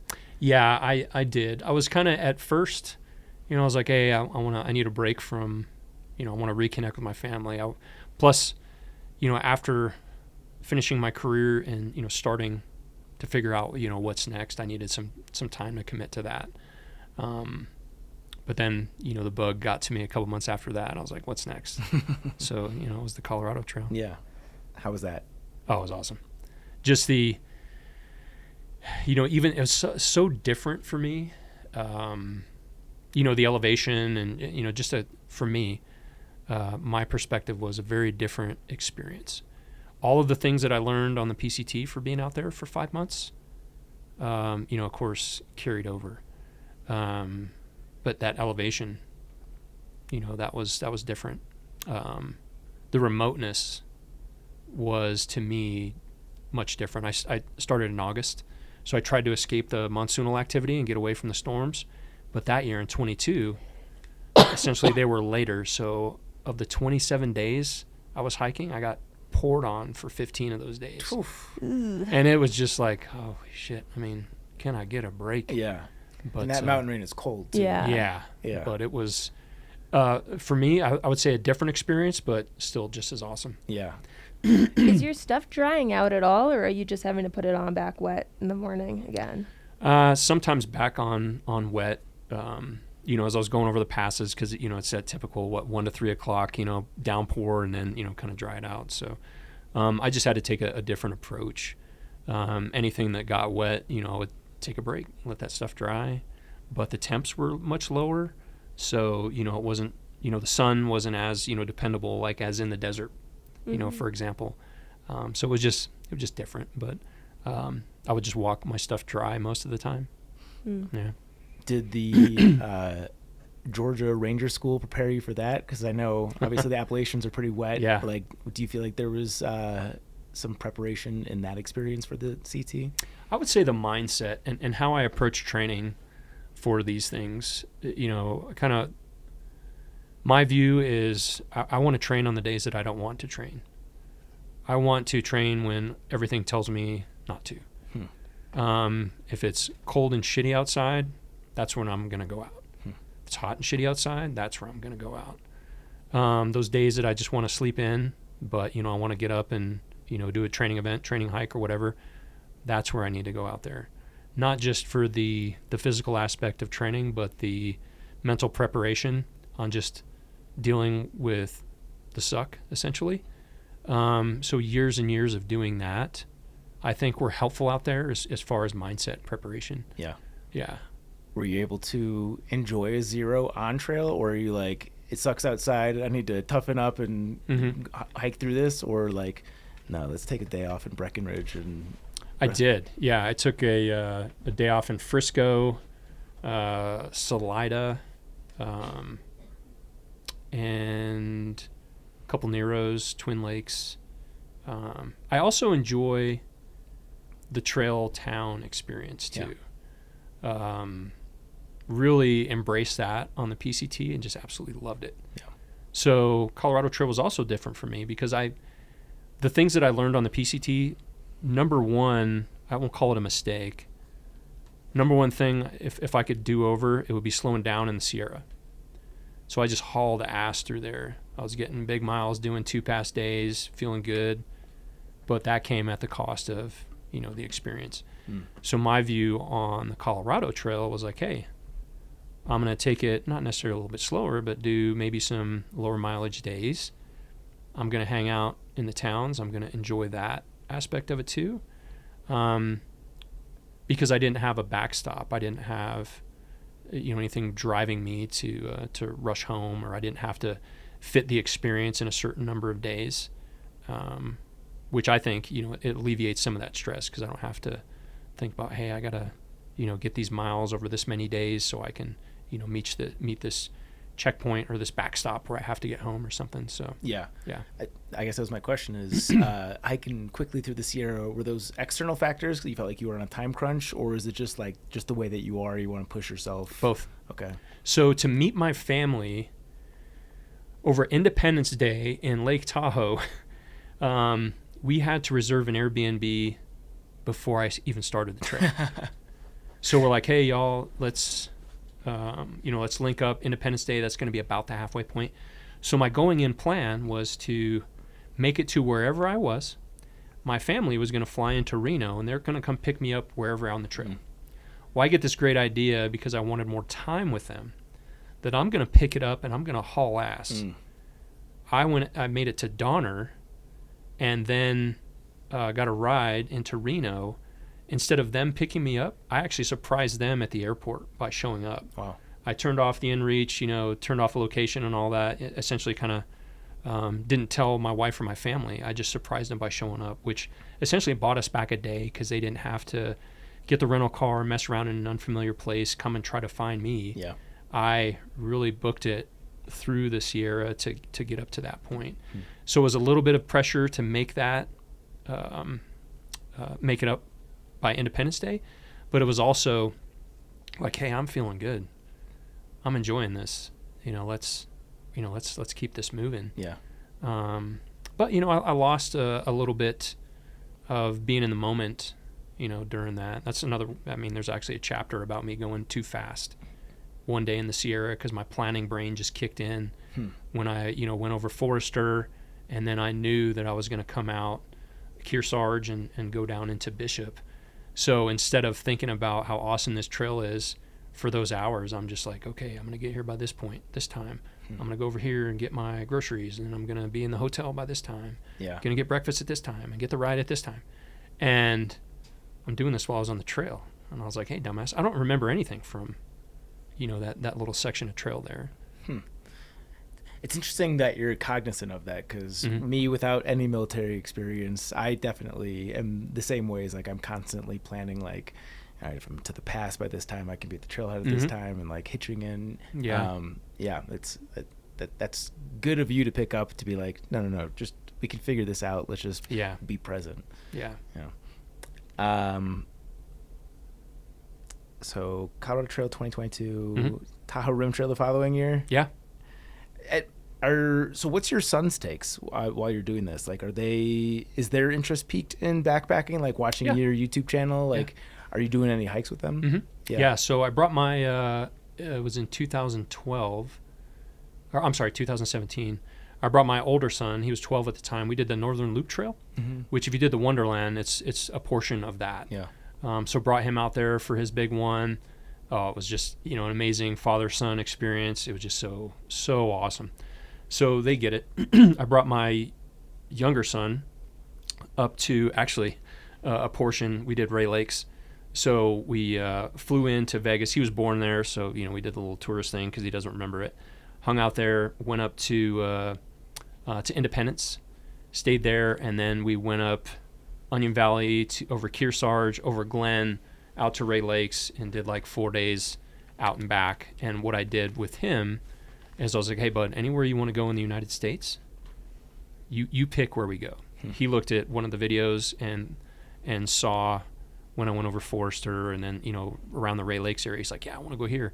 I was like, that's going to come at a cost, because that, even though he's a very fit kid, that's going to come at a cost, because that climb out of Onion Valley and over Kearsarge is pretty tough for a day one deal. But we went out there, had an awesome experience. So yeah, my sons understand that this is what I do. Yeah. Any interest in like a shorter summer through hike with them, or yeah. We're kicking around. My older son wants to go out to Colorado, so we're kicking around doing the collegiate loop. My younger son, we'll see what he wants to do. My wife and I, we're going to go do a portion of the Tahoe Rim Trail for our anniversary this year. And then, we're kicking around doing the Camino at some point. She speaks Spanish. We love it over in that area. And so I was like, babe, check this out. Light packs, not crazy mileage, hostels, wine, food. So she's down. Literally the pitch I'm working on right now. Yeah. Not for the Camino, but just like anything abroad. Yeah. Because my fiance doesn't hike. Yeah. And so I'm like, somewhere abroad, Yeah. maybe European, Mm-hmm. a little wine, a little juice, some chalet towns, Yeah. light packs, sleeping indoors. Mhm. So I think I can get him in that way. Right on. And then you just slowly make it less and less glamorous. Yeah. Yeah. Is it cooking a frog to death? Yeah. Slow boil. Okay, so 2023 Tahoe Rim Trail. Mm-hmm. How was that? Another great experience. I did that with a friend that year. So a guy I've known since I was in 3rd grade. His son was about 3 weeks ahead of me on the PCT. Just coincidence. And he and I have maintained our connection over time. He came out and spent a few days with me on the PCT in Oregon. And on day 3, we linked up and finished the trail. So that was cool. Hiking with somebody else, especially somebody I've known for a long time. It was great. We actually listened to your podcast. I was like, man, I got to check out this Star Lake thing. Amazing. Yeah. So yeah, I loved the TRT. Yeah. Yeah. And I fly fish too, so I brought a little 10-car rod. Yeah, sure. Yeah. Yeah. Logistically, not an easier hike out there. I love it for that reason. Yeah. Yeah. Yeah. I did put some water caches out. Flew out a day early in Spooner and Brockway. Yeah. True. Yeah. Now that you mentioned that, we did that as well. Yeah. Felt like it could have gotten away without it, but it definitely reduces some of the strain of that hike. Yep. There was plenty of water when I got to both of those places, Yeah. but just to get that out of my mind Yeah. and not even be not worth rolling the dice. Yeah. Yeah. And then the next highlight we got here is the book. Yeah. Tell us about the book. Yeah. So it's, yeah. So I was unsure. I had no plans. I'd never written anything before. And there again, my sons were like, "Hey Dad, you gonna write a book?" And just over time, just because I was so lucky to have so many cool experiences during my time in the military. Yeah. I heard so many times, then Chief, "Hey Chief, you ought to write a book." I like to bullshit. I like to tell stories, and then it was like, okay, it's time. And, it started with my kiddos, but also there was an experience in that goes to connection. I mean, that's essentially why I wrote the book. There was a lady who was watching my videos, and she reached out to me. And this was early in the trail. I can't even remember. I think it was like Idlewild. And she's like, "Hey, are you going to keep doing these videos?" And she's like, "My dad, who's terminally ill with cancer, what's keeping him going right now is seeing your videos." And there had only been a couple, 2, 3 at that point, and me visiting him. So I was like, wow, okay. She's like, "Yeah, I used to hike as a kid and all that." And I was like, oh, okay. Then just the little, my network, my friends, folks that I worked with, it was so different. That experience was so different for many people that they showed interest in it, and they wanted to hear, more of the story. So I was like, okay, talking to my kids. Then the thought got into it that, hey, I get to hand something to my sons that's timeless. And I have a entire chapter in there, committed to, some of the most meaningful moments with them. And how cool it is to be their dad, those kind of things. And so I was like, okay, I'll give this a shot. And what I did was brainstormed my most impactful and memorable experiences on the trail, link that to a life event, both good and some not so good, and then kind of the so what. That brainstorm turned into themes or ideas. Those ideas turned into chapters. Turned out to be 17 chapters of different things, not just the trail, but life and all the things, the struggles with mental health, all of that. So the book is essentially all over the place, but it turned out to be that connection deal. So putting in the work, once it was out there are things in there that I had never said out loud. I had never shared with even my family because I didn't want to place a burden on some of the most difficult things on them. And what I'm finding now is those things that I was most hesitant to share are the things that are resonating most with the folks that reach out to me, whether it's a difficult childhood situation, gratitude, the being in the moment, that scenario I Yeah. described in the mountains, folks are like, yeah, man, I need to do better at that. So like I said, those things that I shared that I wasn't sure about are, what people are connecting the best with. Yeah. So it's worth it. Is there an expression of vulnerability from the book that you've gotten the most positive feedback from readers? It is definitely the mental health piece.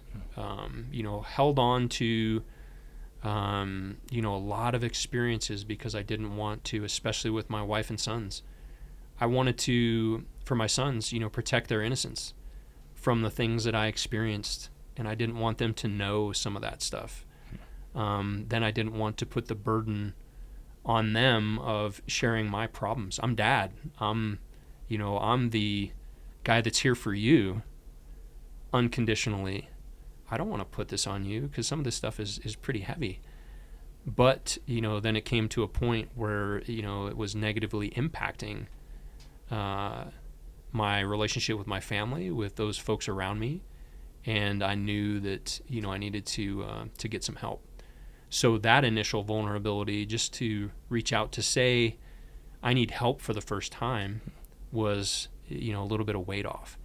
To share that experience is, it did take some of that vulnerability you talk about, Zach, to put that out there, because I was I was the senior most enlisted guy on the base when I sought help. Like, my picture was on the wall in the clinic. Wow. When I went to the mental health clinic, and I was like, man, this is, and what am I thinking? Oh, this is going to be weird and uncomfortable for them. But then I was like, I need to get over that, and I need to, focus on, me getting better. And sharing that, there's a lot of things, and maybe you all experienced it in your books too. There's some therapeutic value in sharing those things. Not that was the intent, but afterwards, when you see how the things that you all write and we all write and share, how it impacts people when they send you that message. Hey man, I was in that similar situation. Thank you for, setting the example and inspiring me to get help, because how I frame this is, there is strength in getting help. It's not weakness. It's not, it's not vulnerability to the point where, you're a complete mess. Sometimes you got to get a little bit lower to get better. So yeah, there was an aspect of vulnerability in some of the things I share, not just with the mental health, with my childhood, with being a teen alcoholic. There's a lot of things in there that I was like, ooh, man, don't know. But not that I was looking for a pat on the back or affirmation, but knowing that sharing some of those stories have positively impacted others, and they have sought help, or they have chosen a different path, or they have, chosen to improve relationships with those around us, or forgive people and, take that control back from others that, might have something on us that, we have issues with. Those are the things that I got past that vulnerability stuff right away. Sure. Mm-hmm. Yeah. What were some of the mental health challenges you were struggling with? A lot of anger issues. So those deployments that I talked about were so quick. I was essentially on a high. I would go on a deployment, do dangerous stuff in dangerous places. Plus, I was jumping out of airplanes for my job, all these cool guy things. And I never took a break. I didn't know that I needed to take a break. And it would just go. Then I would come back and get ready for the next one, go on the next one, get ready for the next one. Here we go. Oh, hey, got out of that bad situation, feeling pretty good about that. Not that I was putting myself or others in unsafe positions, but there's a high that comes with that. And I didn't realize that. Then my career took a different path once I became one of those, it's called a Command Chief Master Sergeant. It's out of your functional path and into more, I guess I could equate it to executive leadership for a large organization. I was taken away from my tribe, my people that understood me, because they had shared those experiences. And the culture that I was in, we would bust on each other as a coping mechanism. We would share some of our terrible experiences and laugh about it sometimes as a coping mechanism. Yeah, I kind of knew that was going on, but until I stepped away and I was not around those people anymore, it really, really caught up to me. and was having a hard time sleeping, migraine headaches. I couldn't focus. I had to write everything down. So it was manifesting in a whole bunch of different ways. And, physical stuff was just a mess. And there was one time when it was about 2 years before I actually got help, where I had, a serious meltdown in front of my family, and I had never done that. And I don't even know what brought it on. Something, we're just having dinner, and my 2 sons are there, and my wife is there, and for whatever reason, I was trying to remember the names of the fallen in things that I had been involved with, and I couldn't remember those names. I don't know why I was trying to think of that, but I just lost it, shaking, sweating, in tears, complete meltdown.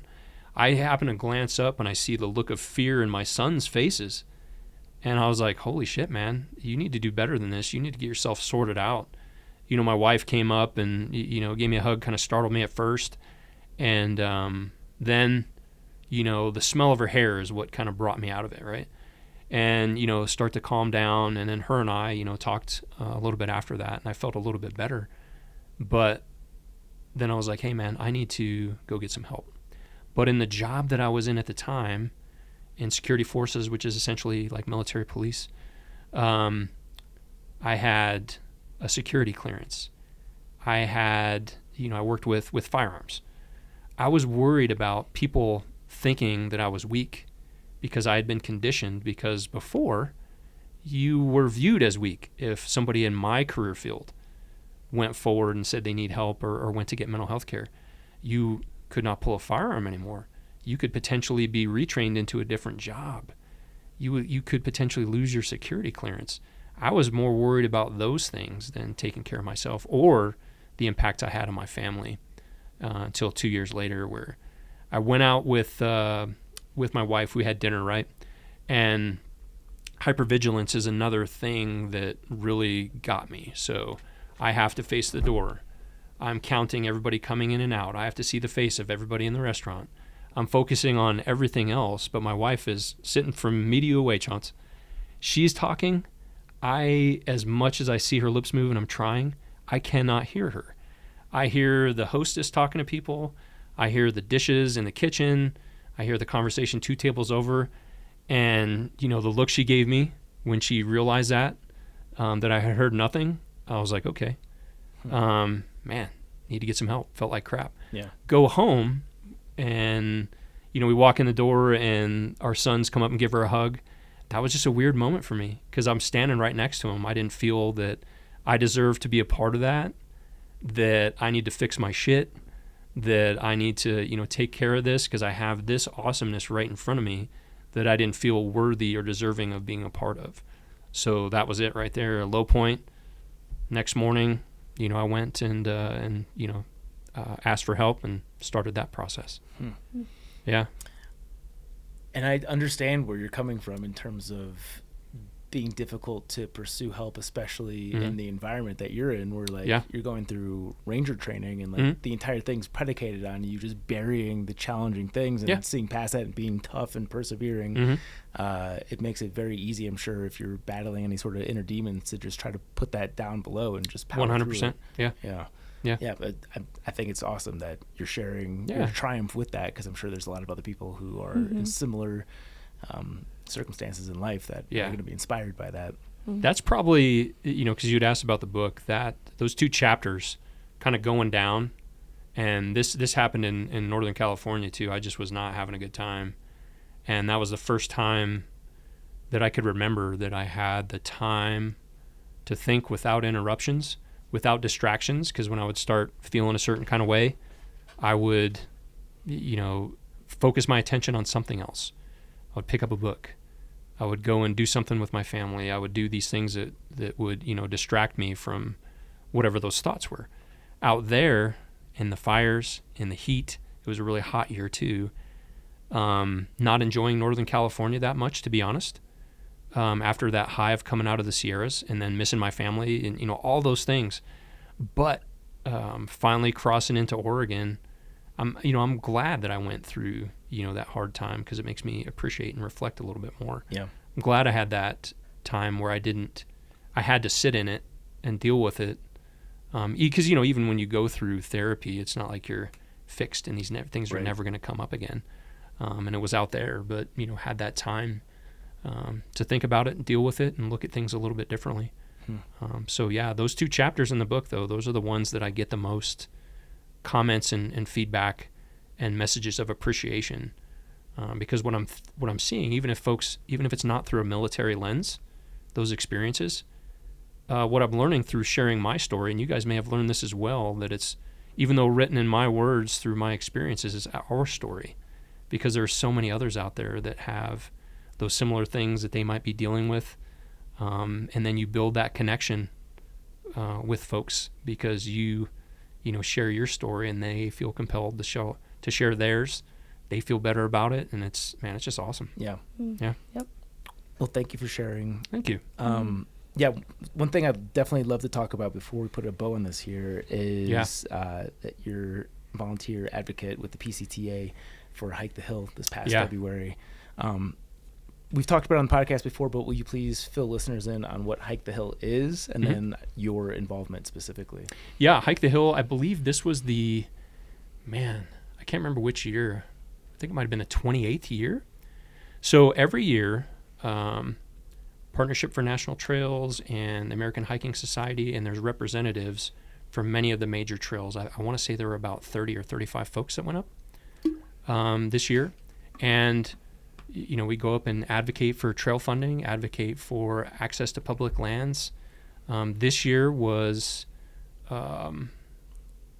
probably different and most impactful than any others because of all of the things that happened. This was the last week of February, and I want to say about a week before, and some of it was occurring actually while we were in D.C. The folks from the U.S. Forest Service and the National Park Service that were let go. Wow. To be up there, to, one, have the honor of representing our trail community, but also the privilege to be the voice in the room to represent others that can't be in the room was absolutely incredible.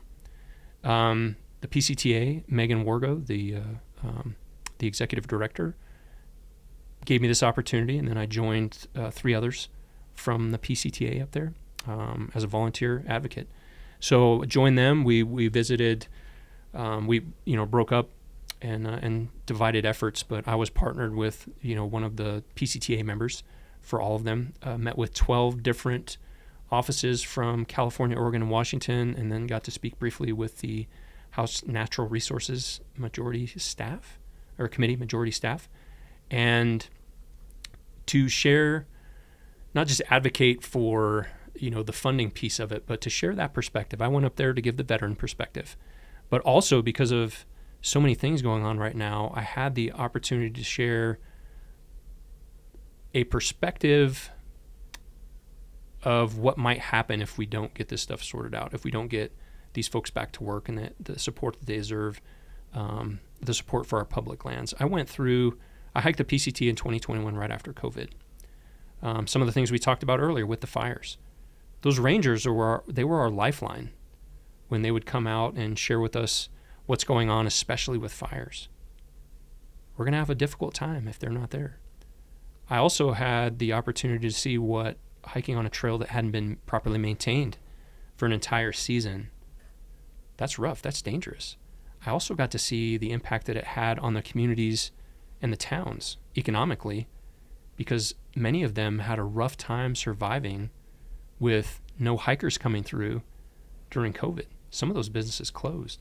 So to have that opportunity, not just the piece about the employees that were cut, to add that perspective to some of those staffers to help their representatives hopefully make better decisions. And we relied on fact.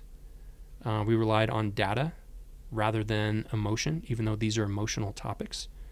And I think we did very well with that. Yeah. Are you given any sort of feedback as to the kind of impact that has?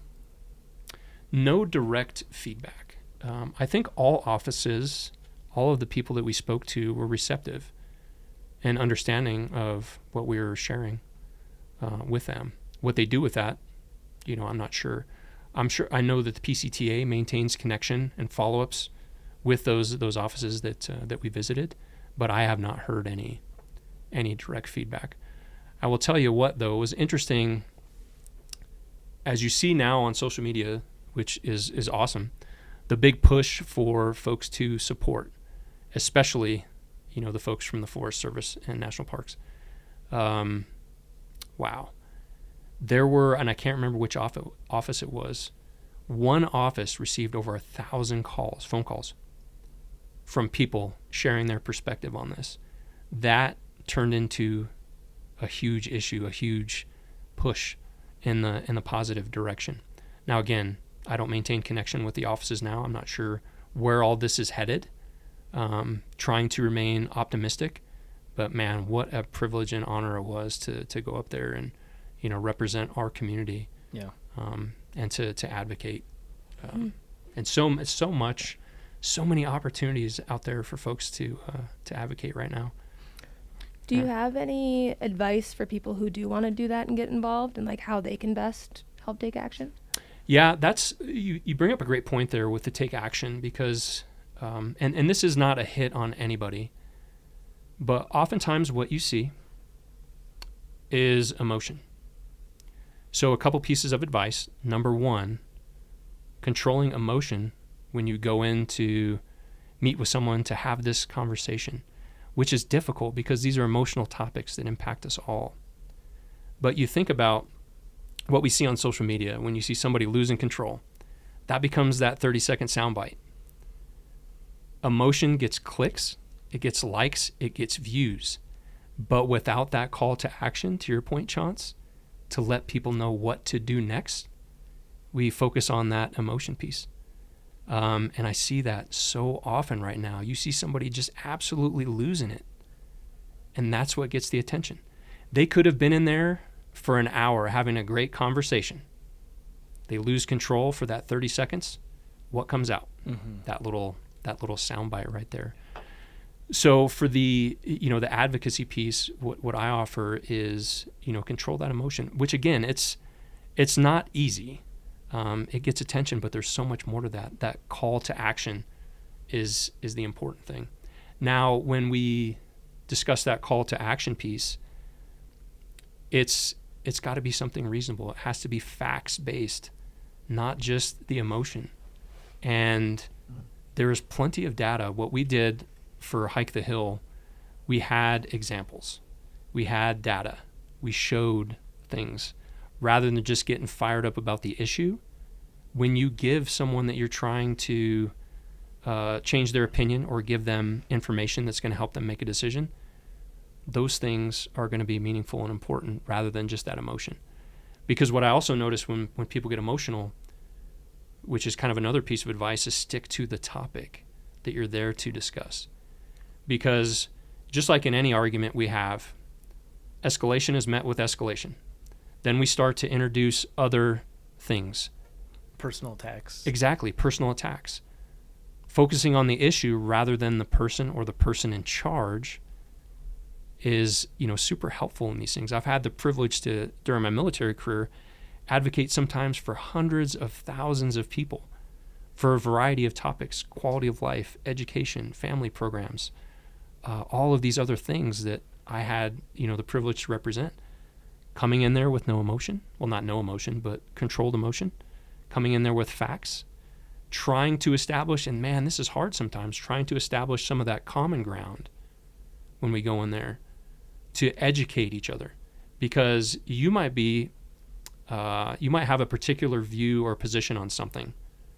I might have the opportunity to share with you a data point or something that you might not have had, you might not have understood, which could change your opinion. But if I go in there fired up, red-faced, and just start yelling at you, we just missed an opportunity to connect. And me as well. You may have a piece of information that I don't understand, and we come in there as equals, trying to establish that common ground, which oftentimes is very difficult we're probably going to come out with a little better result. I would say that how we represent each other is important too.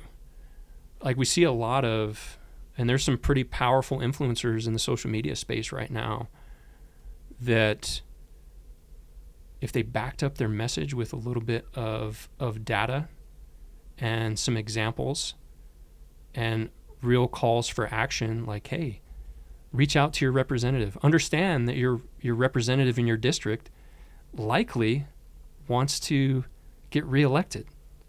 Understanding what their constituents, what's important to those folks out there, and then, shaping your narrative in a way that you kind of give them a tough call if they're a representative. Hey, this is what your constituents want. You want to get reelected, even though, we can say we don't want to be political, but this is political stuff. You want to get reelected.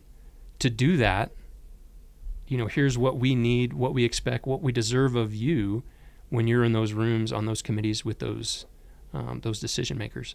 But if we show too much emotion, we really, really miss an opportunity there. Yeah. Then there's the mental health aspect of this as well too. I mean, it's really easy to get consumed right now with all the bad stuff that's going on. And I'm not saying, lose the passion for the issues.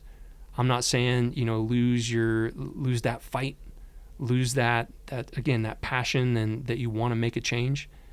But man, this stuff, it's hard to see sometimes, and you got to step away, focus on community a little bit, take a break from it, and then, lean back in, because this stuff is really, really impactful, and it's hitting people. Yeah. Mm-hmm. Beautifully said, and I think an important message, especially today's climate, that I think fact will win out over emotion if you want to have tough conversations and actually persuade people. Well, Jay, meat grinder or grinder, whichever one you want to nips, bloody nips, whatever we got. This has been an awesome interview. Where should people go to keep up with you? Are you still vlogging? No, I did about half of the Colorado Trail and then did not do the Tahoe Rim Trail. Okay. But I'm kicking around. I want to do the JMT this year, and I'm kind of on the edge whether I might want to vlog it though. But JayF Adventures is the YouTube channel.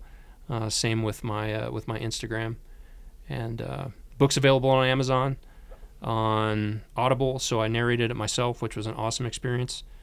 So paperback on Amazon, Kindle on Amazon, and then Audible as well. Find them the name.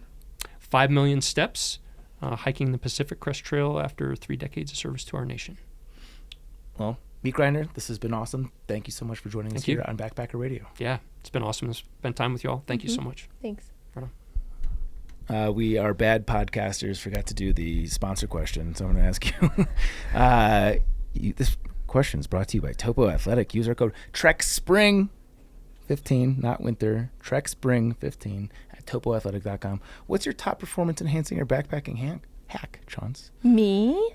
Moi? My top performance / backpacking hack, that's a mouthful, is to structure your days well, because when I started hiking, I was waking up when I wanted to wake up and rolling out of camp and stopping when I felt like stopping, and really embracing the just out there to be out there nature of things. And then you have a moment where you remember budget and weather window and personal responsibilities, and kind of snaps you out of it. And I feel like that's important to kind of know, okay, this is how I have to pace myself to kind of meet the goals I need.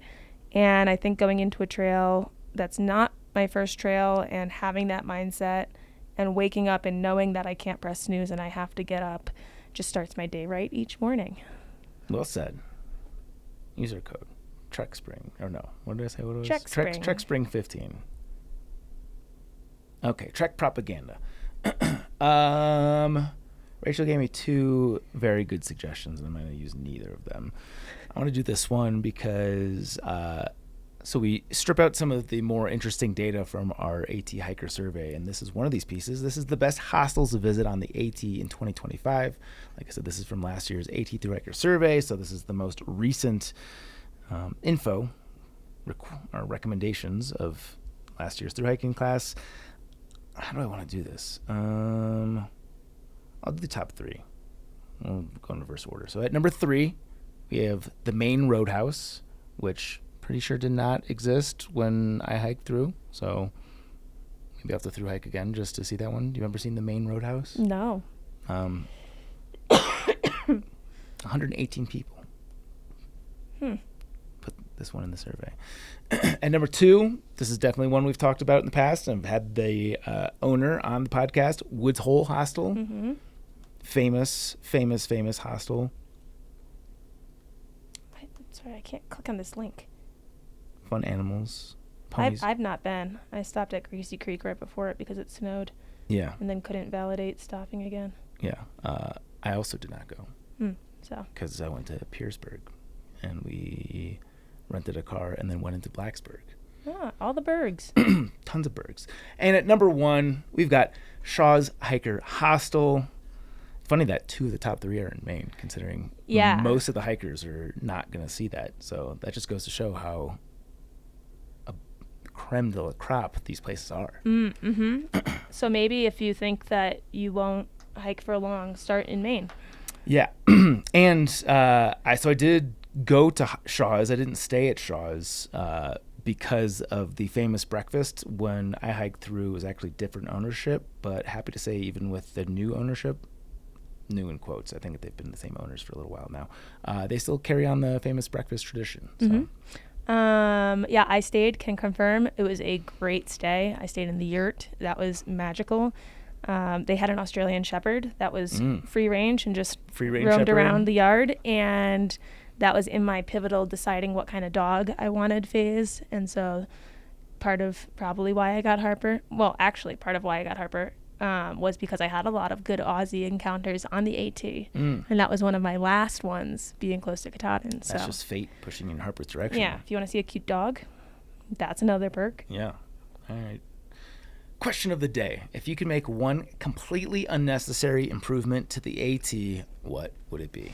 Yes, I would swap New Jersey through Connecticut with Massachusetts through Maine. Oh, so you wouldn't end with the hardest part? Is that the point? Yeah. So I think I got kind of bored when I got to New Jersey. And I can't just tell if that's because I'm from around there and everything looked familiar and I was like, okay, cool, I've seen all this. Or if it was just, the end of Virginia started to drag. Pennsylvania was kind of like fine. It had rocks and everything, but it also was flat around Carlisle and Boiling Springs. And yeah, I think to get all those big mountains and end on all those big mountains, you're riding the beauty of it all, and you get the end, which is also fun. But I think to move the big mountains to like the 80% mark or the 70% mark, then you get the joy of all that, and then you get kind of like a come down week before you finish. Sure. So I would swap those. Yeah, definitely see what you're saying, but there's just something about ending at Katahdin. Katahdin can stay where it is. Okay. But like move the whites. Yeah. Move the presidentials, move Franconia, you move all that stuff. Yeah. And then sprinkle in New York and the deli hopping, somewhere after them. Yeah. To your point about getting bored, the group that I was with started skipping miles. And actually, I think it was well before New Jersey, but I distinctly remember we were like at a gas station. He's like, hey, we're going to drive up ahead. Do you want to go? I'm like, nah, man. Yeah. Have fun. But yeah. Yeah, So that was where I was just sleeping in my bed every night because my parents still lived down there. So I was like, drop me off in the morning, pick me up at night. Yeah, fair. Completely unnecessary improvement to the AT.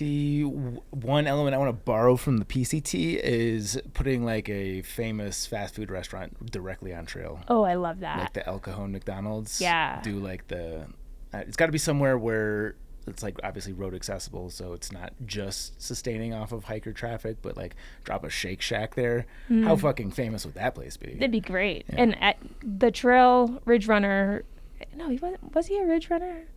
I think he was just someone who oversaw the trail. Anyway, sorry, I can't remember what your specific title was, but he came to us the scary night in Shenandoah where we saw the guy swinging the thingy around, and the next Was it a machete? I think it was no, it wasn't Hatchet? It was a hatchet.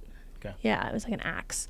And the next morning, after we were all spooked, he had come and run in McDonald's to us to like cheer us up from having a spooky night. And McDonald's in Shenandoah was A+ on trail, so I can confirm there's roads there. Put it there. Yeah. Plus, just a trail Shake Shack would be like, oof. Yeah, especially if they made the building in the shape of a shelter. The Shake Shack shelter. Now you're talking. Yeah. Now you're talking. Shake Shack, work with us. We'll help you out. We'll donate our time to the Shake Shack shelter presented by the Trek. Yeah, there you go. Okay. Triple Crown. This is very apropos for you. Triple Crown, I guess kind of both of us. Triple Crown of airplane snacks. Yes. Lately on airplanes, the main thing that I've been wanting, that I've been... I kind of grew up assuming airplanes had certain things. You're an airplane. You're going to have the same snacks as movie theaters for the most part, minus the popcorn. Not the case. These past couple flights I've been on, I've really, in the moment, wanted M&Ms. Not before I got on the flight, because I could have gotten them in the terminal. I had no interest in them. But the second the plane was in the air, I want M&Ms. Okay. And you think that's something that just planes have. Hey, can I have some M&Ms? No. We don't carry basic candy. Yeah, I think we both fly primarily United, and their little snack box offering is so weird. Yeah, just give me M&Ms. Yeah. That's all I want. Just have food that's not like Parmesan crusted almond chips or something. Like, I don't need like a C- charcuterie board from the sky. Yeah. Okay, my first one is certainly cheating, but this was like number 1, 2, 3 through 25 in my head. Alcohol. Yeah. It's got to be alcohol. Yeah. I do enjoy a cocktail on the plane if I'm going to go the booze route, but like a vodka cran. I don't know how I always confuse these, because this one seems pretty clear cut, but I picked things that I wish that were airplane snacks. Hey, could go either way. Yeah. So I don't know where you got the wish. I don't know. This one was pretty easy. Yeah, but you know what? I brought in all my wants and needs. So well, I mean, technically, things that you want can be an airplane. Like, it doesn't have to be sold on the plane.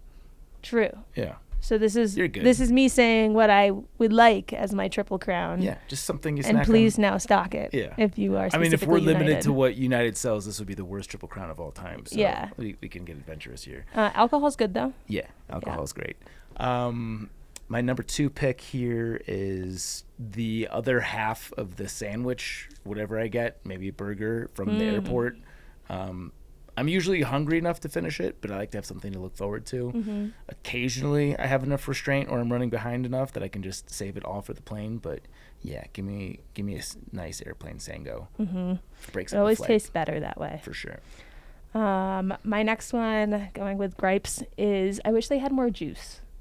Non-carbonated juice. As someone whose tummy gets gurgly, I don't always want carbonation. And when I'm on a plane and I don't like tomato juice, or I don't want, something's very strong tasting like orange juice, I'm left with apple juice. And I love apple juice, but apple juice really makes me have to pee. And I would like some, carry Gatorade. Hey, can I have a Gatorade? Sure, you want red or blue? Oh, I'll have a blue, please. Wow, that would be a dream. Vitamin water, anything, just anything juice and non-carbonated. I still think you're doing the wrong Triple Crown. You could just say, I'd like to have juice on the plane. No, because I bring Gatorade and vitamin water and that stuff on the plane, and that's part of my Triple Crown. Yeah, but I'm saying that it's still a very worthwhile answer. You could be like blue Gatorade. It doesn't have to be that the plane doesn't sell it. Well, I need to point that out so that whoever's in charge that listens can fix it. Okay, fair enough. You don't think Big United listens? They definitely listen. Okay, good. They better listen. My next one is... My next one is also alcohol, but it's free alcohol. There is... BYOB?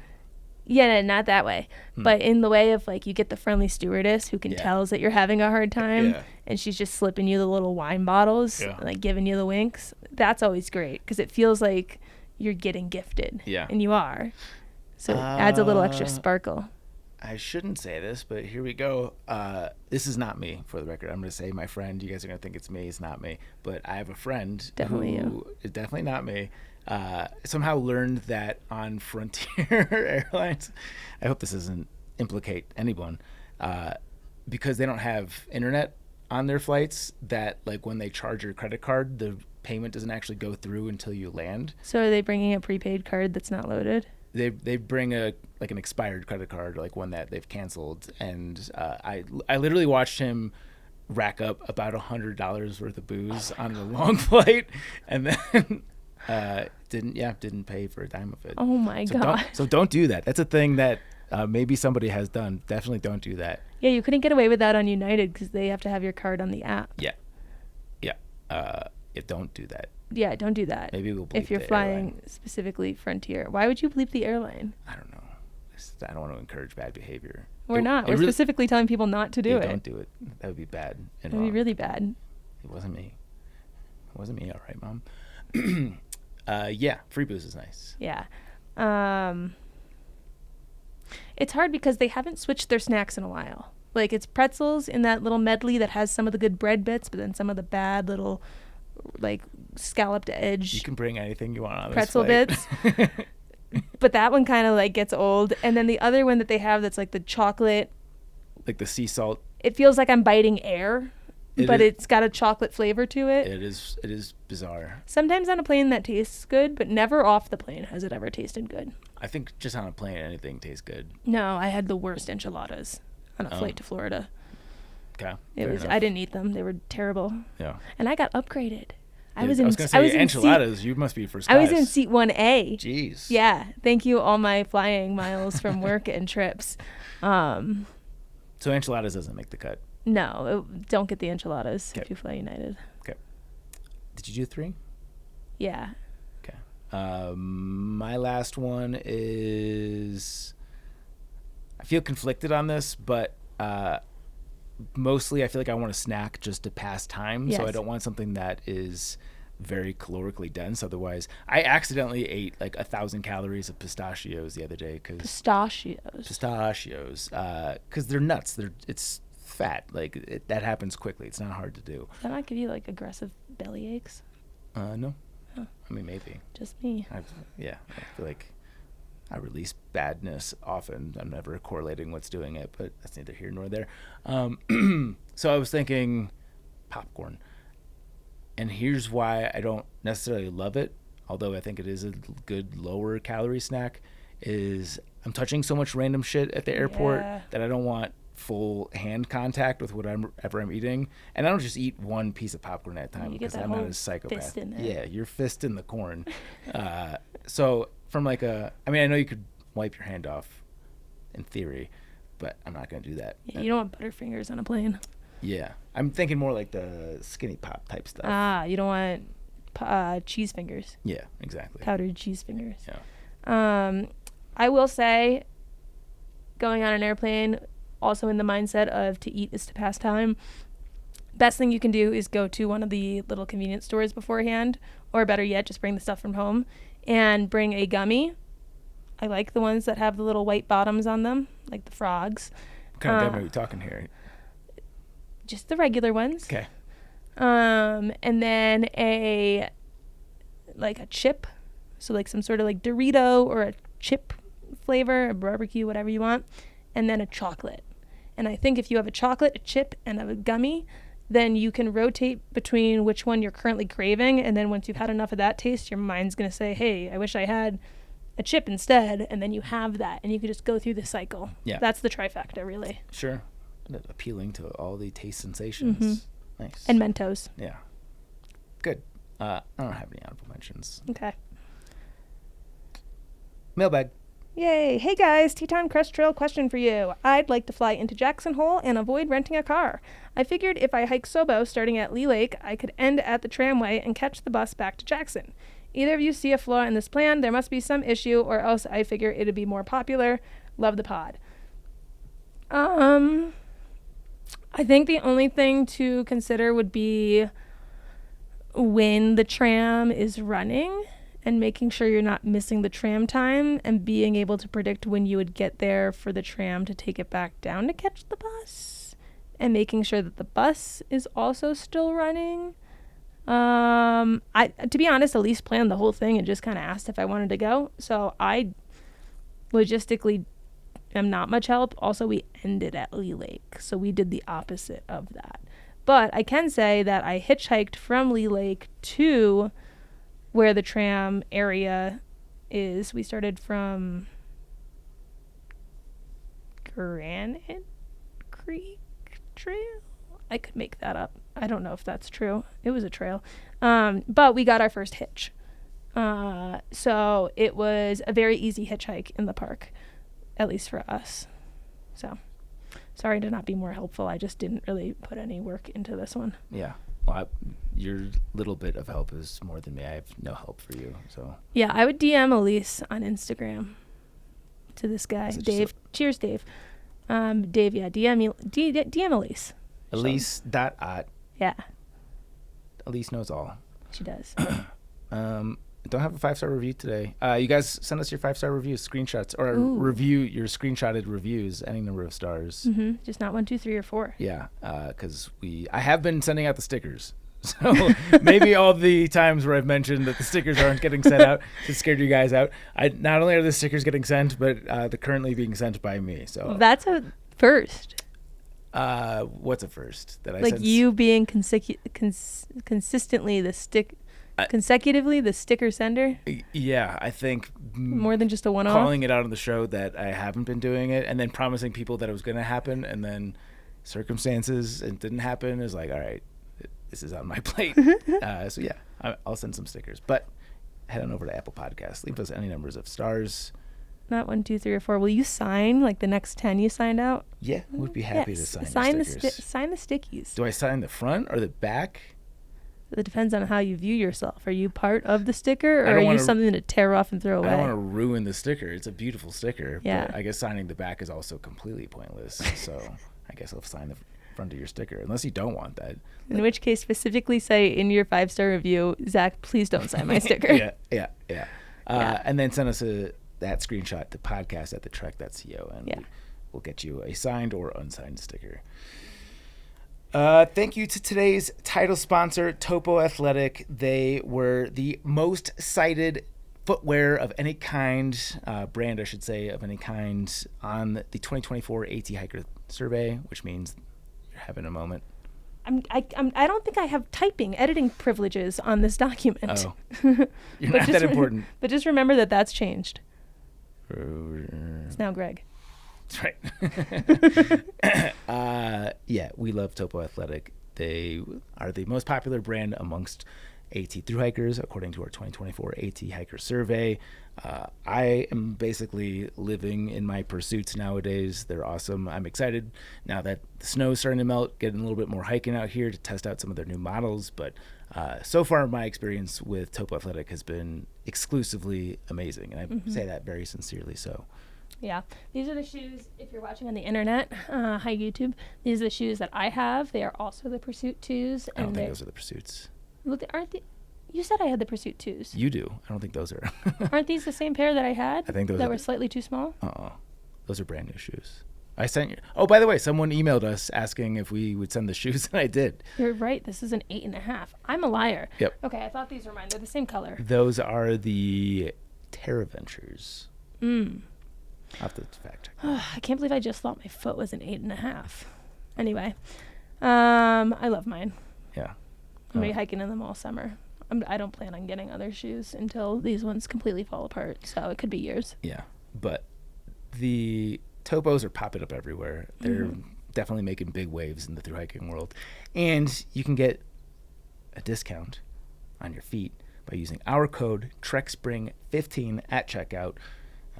And I promise, if you've used footwear with a minimal foot drop, you like a wide toe box, other brands are doing this, I promise you will like these shoes. And I think they're going to have superior durability for you. Super big thank you to our Chuck Norris Award winners on Patreon. Should have put this in a different place? Or? Yeah, it should go with the others. Okay. Put it in front of in front of the others because the last name is an A. Let's see how much this fucks me up. Well, you got to change the B. I'll do it. Okay. I'll do it on the fly. Super big thank you to our Chuck Norris Award winners on Patreon. That is Alex and Misty with Navigators Crafting, Alex Kendall, Andrew, Austin McDaniel, Brett and Blair from 13 Adventures, Brent Stenberg, Christopher Marshburn, Coach from Marion Outdoors, Derek Cook, Eric Casper, The Friendly Ghost, Eric Hoffman, Ethan Harwell Dunn, Jillian Daniels, Greg Alsop, Fables, Greg Knight, Greg Martin, Greg McDaniel, Griffin, hey, would you bring me a beer? Haley Buckingham, Palace, Tom, Patrick Casillan, Cialo, Rebecca Brave, Sawyer Product Spam, Timothy Hahn, Solo, and Tracy Trigger. We have a lot of Gregs. And we should mention that Brian requested that his name be changed to Greg for the month of April, just to fit the theme of our supporting Gregs. And so that will go for the month of us recording in April. I know this comes out April 28th, Right. so don't think that we fucked up. Yeah. We are just saving these for our April recordings. Correct. Thanks to Paulie, our guy from Old Man Murph's Coffee Roasters, ommcr.com, to get you some delicious beans. You can follow us on social at Backpacker Radio on Instagram and TikTok, at BackpackerPod on X, Facebook.com/Backpacker Radio. You can follow Chance. You can find me on YouTube at Juliana Chauncey, on Instagram at Juliana_Chauncey, and you can get my book Hiking from Home, a long distance hiking guide for family and friends, on Amazon. Appalachian Trials and Pacific Crest Trials are my books. We would both be appreciative of a review. Yes, please. Subscribe and follow us on Apple Podcasts, Spotify, or wherever you listen to podcasts. Follow us on YouTube. Hi, Internet. What's up, YouTube? Thanks for watching. That's it for today's show. Thank you so much for listening, and happy hiking. Bye.